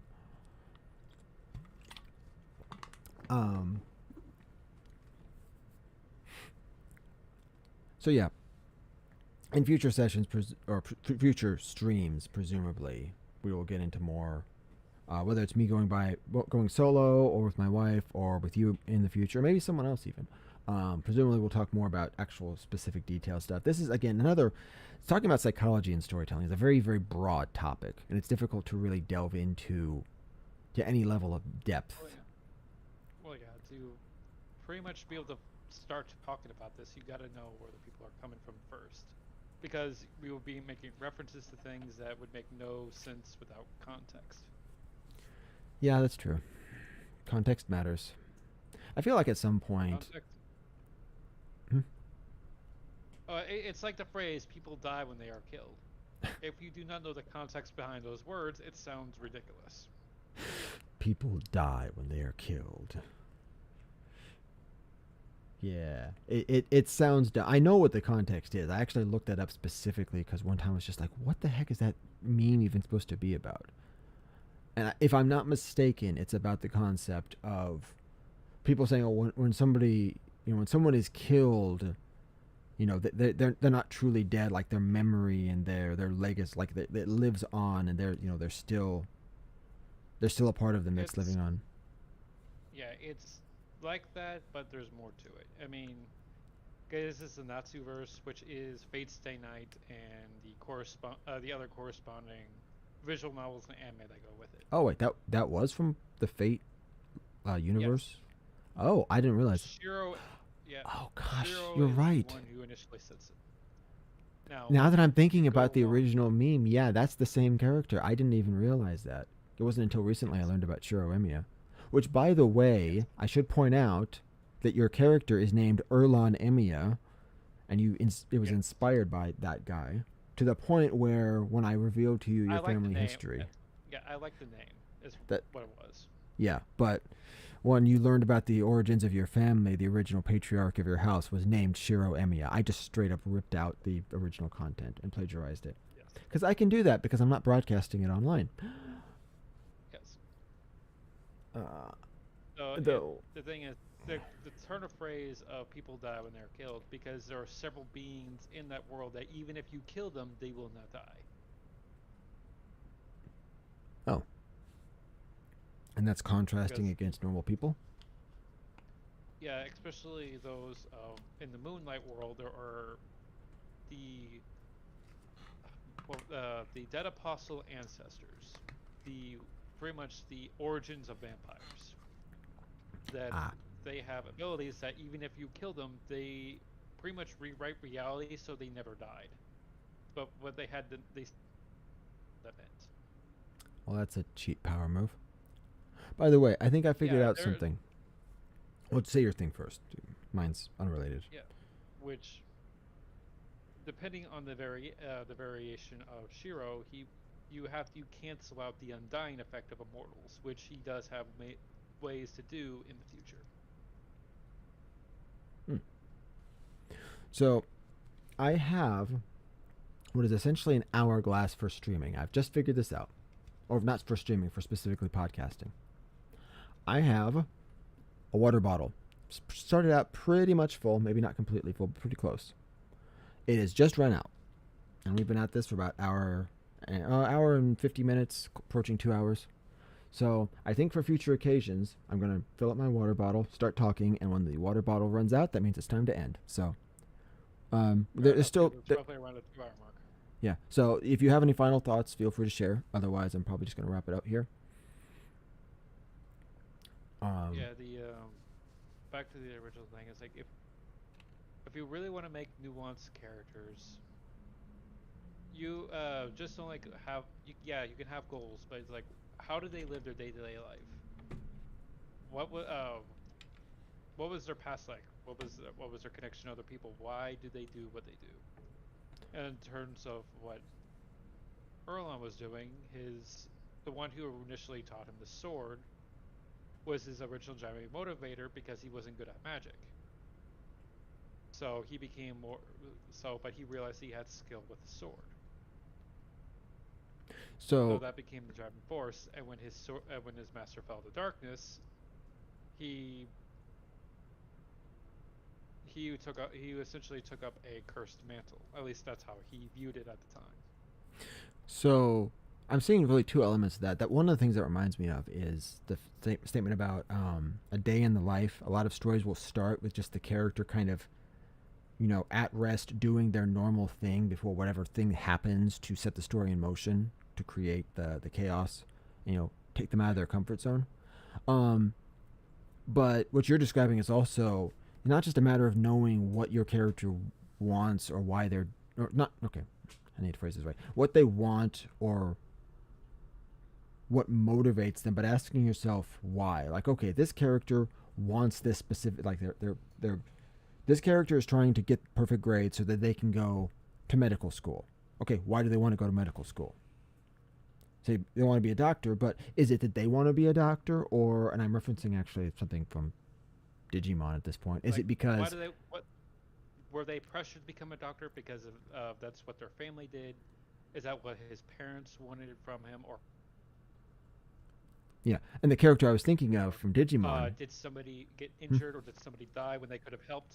Is like, did they not want it? Did they do it for a reason, or did they simply feel extremely passionate about it for one reason or another?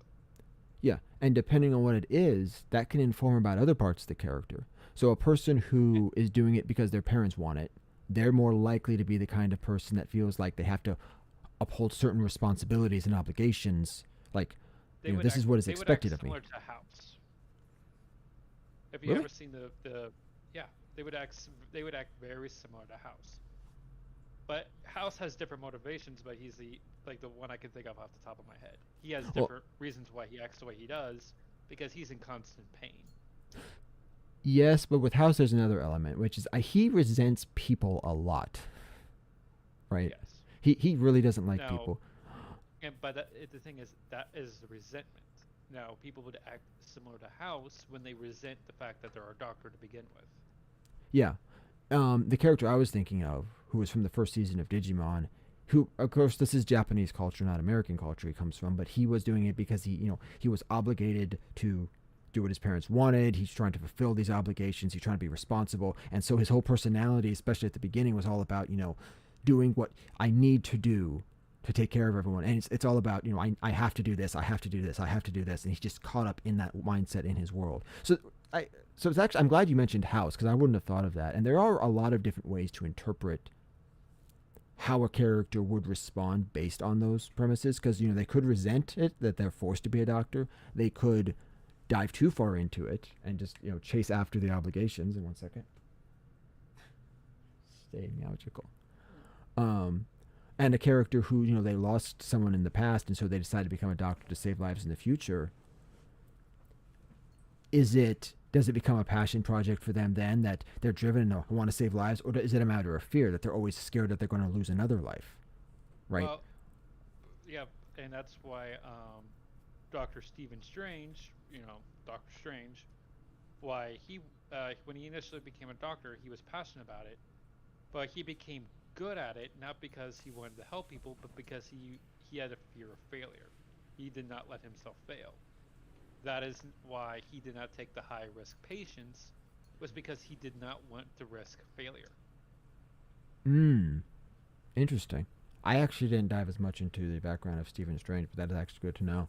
I haven't watched a lot of superhero movies, just in general. I think you know that already. I'm just saying that also for people watching.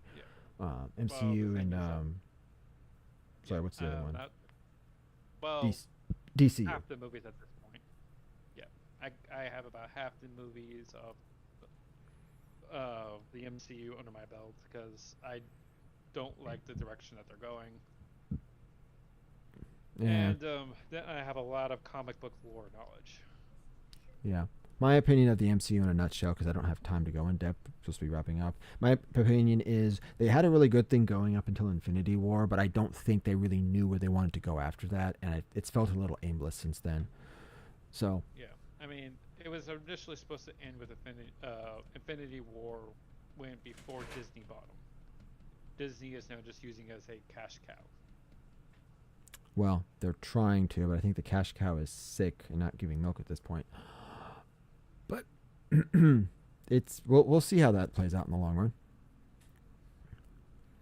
So yeah, They did the same thing with Star Wars.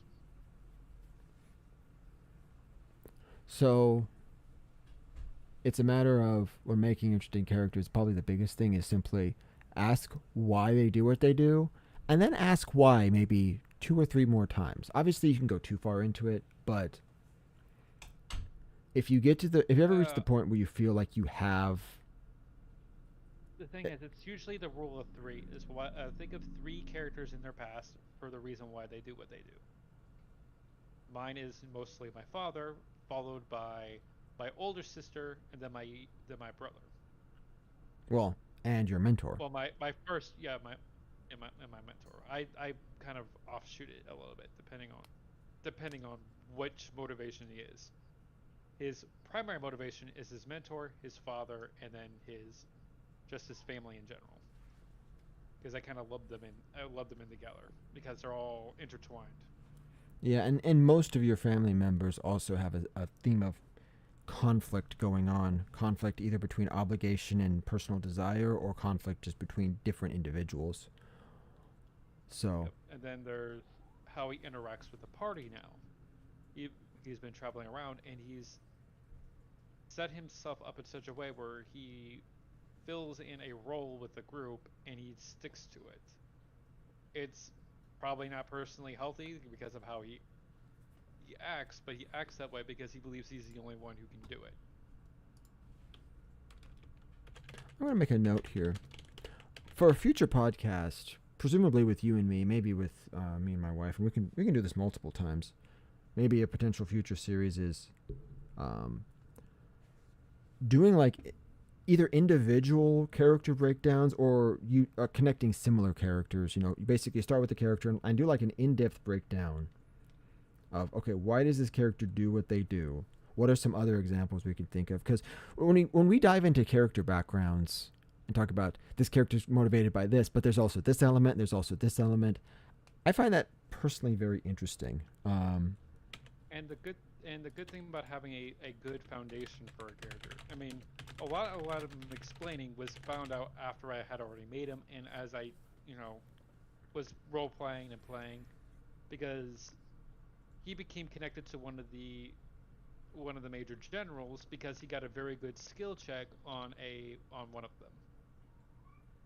Because I rolled for each of the 4 generals that I knew about, and I got really low rolls on all of them but one, and that one just happened to fit me the best. Wait, you said the 4 that you knew about, but there were 5. Was there one you didn't roll for? Because there was only 4 of them that I knew of at the time when I was rolling. So who because was? you didn't reveal all of them. You didn't reveal all of them to me before that point. Oh, I wonder which one I didn't reveal. I don't think I knew about the. I believe it was the witch up front. Okay, she was one of the either more the witch or the enigmatic watcher. ones. Yeah, it was either the witch or the watcher. I didn't know about one of those at the very start because session 1 is when I made those rolls Mm-hmm. because I asked if I could make them. And then in between sessions, I asked if it was okay to become more connected to him, as a better motivation, because my motivation was kind of weak. I had more reasons for it than just what I told the initial party when they asked. But there was not much more. It evolved very much after the fact. Well, fortunately, you can do that in storytelling. Yeah, it was almost definitely one of those 2. You'd have to know about the necromancer in that first session because he's Calden's right hand. And the Slayer. Oh, that's right, because the attacks happened. You would have had to know about the Slayer because he was the one leading that attack. So, yeah, I wonder which one I didn't mention out of those 3. The Witch and the Watcher were the most enigmatic. Or I made rolls for 5 of them. I remember doing 4 rolls. Well, you probably did. Yeah. Or I stopped at 4 because I got to the Slayer and I got a real good roll on it. By the way, have you noticed that I have drawn connections? And I'm going to consider the psychology thing as psychology side of stuff wrapped up, but just as a final thing, have you noticed that I have drawn connections between the different generals and at least one party member? Scarlet and Estiva, they're both rogue types, but also, they apparently become sort of friends. You and the Slayer, that you kind of developed that one yourself. The Watcher and Andalus with his visions of the other timeline, there's some connections there. And then, of course, the Witch, who is an interesting parallel because she's arguably sort of a parallel to the party's witch, Hazel, but also she might be the ancestor of your party's monk. Yeah, that was the thing. And outside of the 2 brief interactions that I had with her, I don't think anyone else has interacted with her unless it was in secret and I don't know about it. I don't think there has been. But yeah, of the 5 generals, 4 of them have had direct connections tied to various party members. The only one that is not directly tied to anyone at this point in time is the necromancer. At least that you're aware of. There's no clear direct connection with anyone. So, Yeah, I wasn't sure if anyone had noticed that I had been working things in where each of the generals is connected to the party member. So it's not just a matter of, oh, this is something necessary for the war.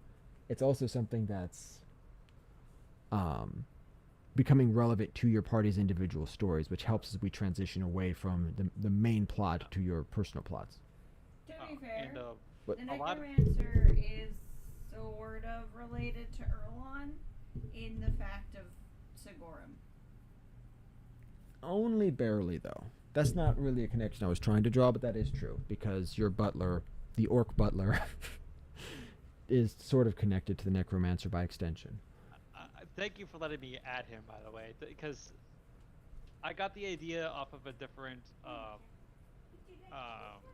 D&D live stream that I watched back in the day. I just I thought believe the it was- idea was hilarious of this very proper orc butler wearing the big Yes. poofy white wig. Yeah, it was from Team 4 Star when they did their initial run with D&D. Well, It's like- I believe it is. They- It appears that it is time for a bit of ultra violence. And he tears his shirt and screams and charges in and starts beating things up. Yes, Oh Lord! because it's a bit of ultraviolet. By the way, just so you know, his stat block is insane. He has abnormally high attributes because the only way I could have him be a butler and a brawler is to give him abnormally high intelligence. But he still has to have high strength, con, and dex in order to be a brawler. Yeah. Right. Well, the so thing is when it comes, but the thing is what they don't mention much is like if you take enough years, you can train your stats. It's just a very slow process. So, and he's had his entire life. He's got his natural strength and con from being an orc and training every day, but he has a higher intelligence because it was necessary. yeah, I'm just gonna pull this up super quick, and I think this is probably gonna be end of stream. If you have any final thoughts, share them now, and I'm gonna then share with you my actual numbers because I don't. Did I share his stat block with you or not? Have you actually Yes. seen his stats? Yes, you did. Yeah, I have the original version and then the second one that you made. Because you went through 2 variations. Oh, that's right. Yes, he's got. Okay, so his actual dex and con are a little lower, so I made him a little more balanced than I originally had. 18 strength, 16 intelligence, 14 con and charisma, 12 wisdom, 13 dexterity. My original version, he had higher constitution and dexterity, but I didn't want him to be overpowered. But yeah, as a brawler, his mental stats are much higher than they should be. Yes. Did I do my any final thoughts special? are is like No. what people haven't quite picked up yet, because it hasn't been very long, is that a lot of the mental anguish Erlong went through was because he also had the Gias on him. He was fighting between his thoughts, with everything, all the mental stress of what was going on with his family, and then have the constant compulsion to follow at the same time. So he was under a massive amount of mental stress and emotional stress. For anyone who deals with both of those, or even just one of those, you could tell how, bad it could get. And then you add on the fact that you're forced to behave a certain way under certain conditions. Yeah. Because when I met the target of my Gios, I very visibly had to resist the compulsion. Yes, and I'm glad you did because that kept that scene moving a lot smoother than it would have if you attacked him. I almost failed it. It was like, I believe it was one of the few times I rolled really low, and I beat it by 1. Wow. No, I don't think I told you that. I don't think I told anyone how I think how close it was. Because I think you said it was close, but I didn't hear exactly how close. yes, he had beat it by 1. That's why he strained as hard as he did. So, my request to you then, as a person, not for the game, but put thoughts into characters you find to be particularly interesting, because I would like to do some future episodes with either you or my wife or both. If we're going to do both, I need to get a better setup for my microphone and stuff so she and I can share the mic. But just have thoughts about characters to potentially we can do in-depth discussions about in the future. Well, I would like to pick her character, hers head a bit, but she's got a lot of secret stuff she doesn't want to share quite yet. I feel But as like long as yeah, in the future, I feel like once we get further into the campaign, it might even be good just to have a sit down stream where we just talk about, yeah. So this is basically how the story has played out in the campaign thus far. And you could probably do that, through several campaigns. It's a little awkward because we don't have, like, typically you'd see groups like Dimension 20 or whatever. You can watch the actual session itself, and then you can come back after the fact, you can discuss it, whereas we're not doing it on stream. So it'll make that a little more tricky, but we could sit down and talk about it and just be like, so what was the Steve thinking at this point and at that point? And we wouldn't have to discuss the stuff for and what future intentions. and you know, like Gordon, I'm more than willing to go a bit more into Erlon because Erlon at this point is a very complex person. Well, I mean, he's even more stuff, complex than I originally wrote him. yeah, even stuff outside of Pathfinder. Just characters you enjoy from fiction in general. Being like, I'd really like to talk about this character. Heck, one fun one that I've just thought about might be because I'm playing Mass Effect, Commander Shepard, which, of course, is affected by how you choose to play them, but that just makes it even more interesting because you're like, what are the different angles you can play with Shepard's personality? Two of them that I can. Well, actually, three. Garrus, Thane, and Samara. Thane is a fascinating character to me. I know that Proto's players said he doesn't really like Thane much because there's a major contradiction. Not a contradiction, there's a major logical flaw in his whole assassination reasoning. And I don't disagree. I mean, his philosophy isn't rock solid. But as a character, I believe that is a realistic way. You also have to take alien biology and alien religion into account. When it comes to Thane, it is actually stated that the Drell, the Drell, can go into a trance-like state almost on command, and their body acts without their conscious mind really interacting. That is where that economy comes from, and why people believe his thing is flawed. When it comes from a human standpoint, it is because we can't do that. But you have to take into account he's not human. The Drell literally have a photographic memory when it comes to everything. They remember every moment of their lives in almost imperfect detail. So, and then somewhere along their evolutionary line, they developed a method because, especially when they had to do things they were not proud of, their mind, to be able to protect itself, developed a method to split the consciousness. So the conscious mind goes into a more of a sleep state, and the unconscious mind interacts instead. Okay, I hadn't even thought about that angle, but that's true. But I am going to cut that off. We can discuss this more off stream. I'm just going to call it. I'm going to call it a stream with this, and I'm going to stay on the call, but I'm going to call it a stream with this. We can discuss more about plans for the future. The last thing I'll say, though, regarding future dives, I'm probably going to hold off on doing an extensive deep dive into Erlon or Estiva or any of the player characters because they are still in motion, so to speak, and there's going to be more developments that happen as the story progresses. I would like to do a deep dive when we get closer to the end of the campaign and they're kind of more set in their final position. But I would like to discuss. I meant the discussion with Erlon outside of stream. Sorry.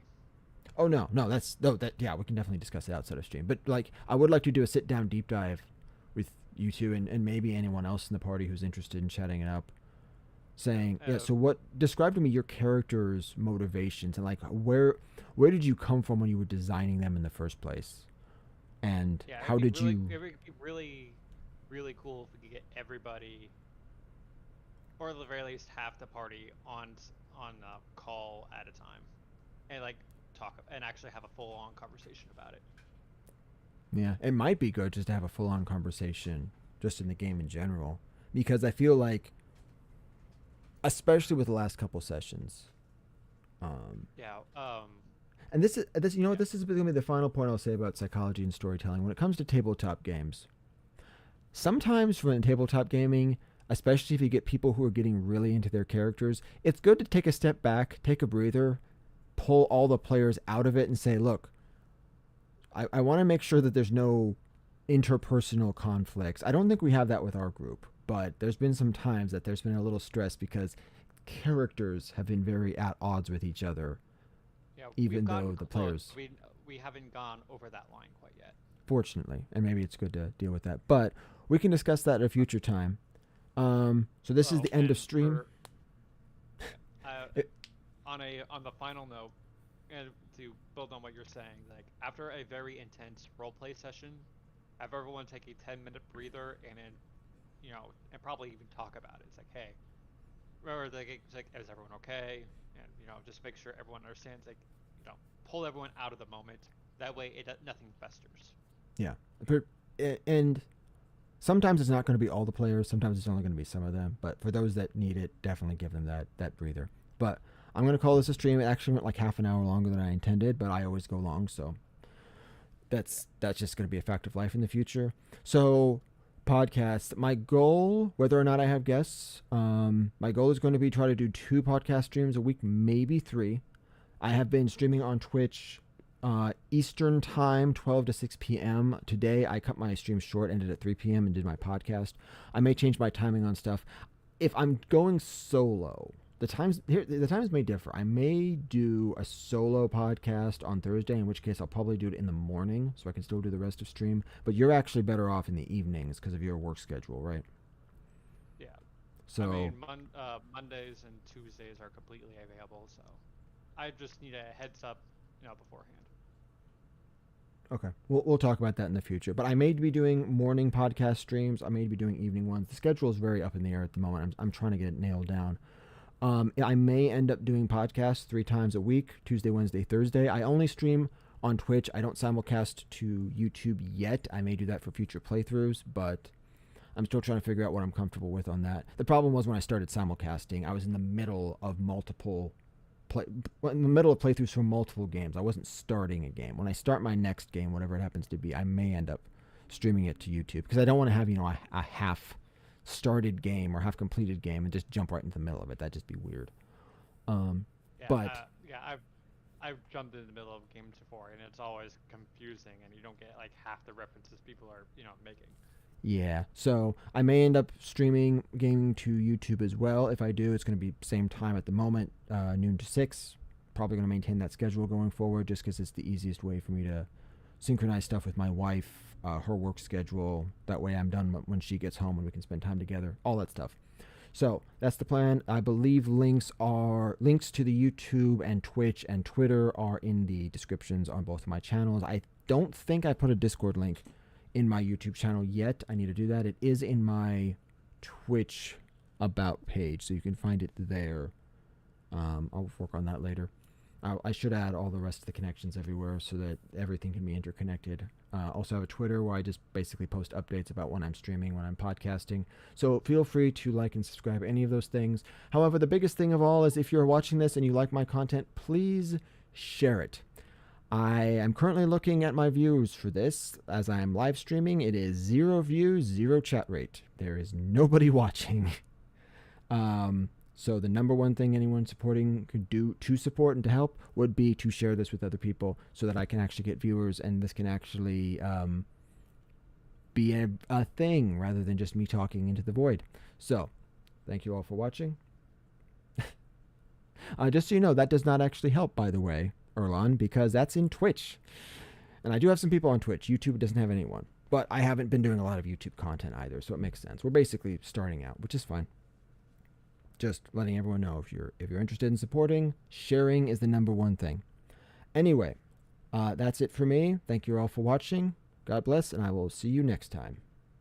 Have any goodbye words, Erlon? No? Yes. No. I think we might have lost Erlon. Oh wait, we might have actually lost him based on Huh? just. Oh wait, are you still there? Yeah. Did you want to say anything for the goodbye at the end of stream? No. I did not think that far ahead. So, Fair you know, enough. Bye everybody. have a good night, everyone.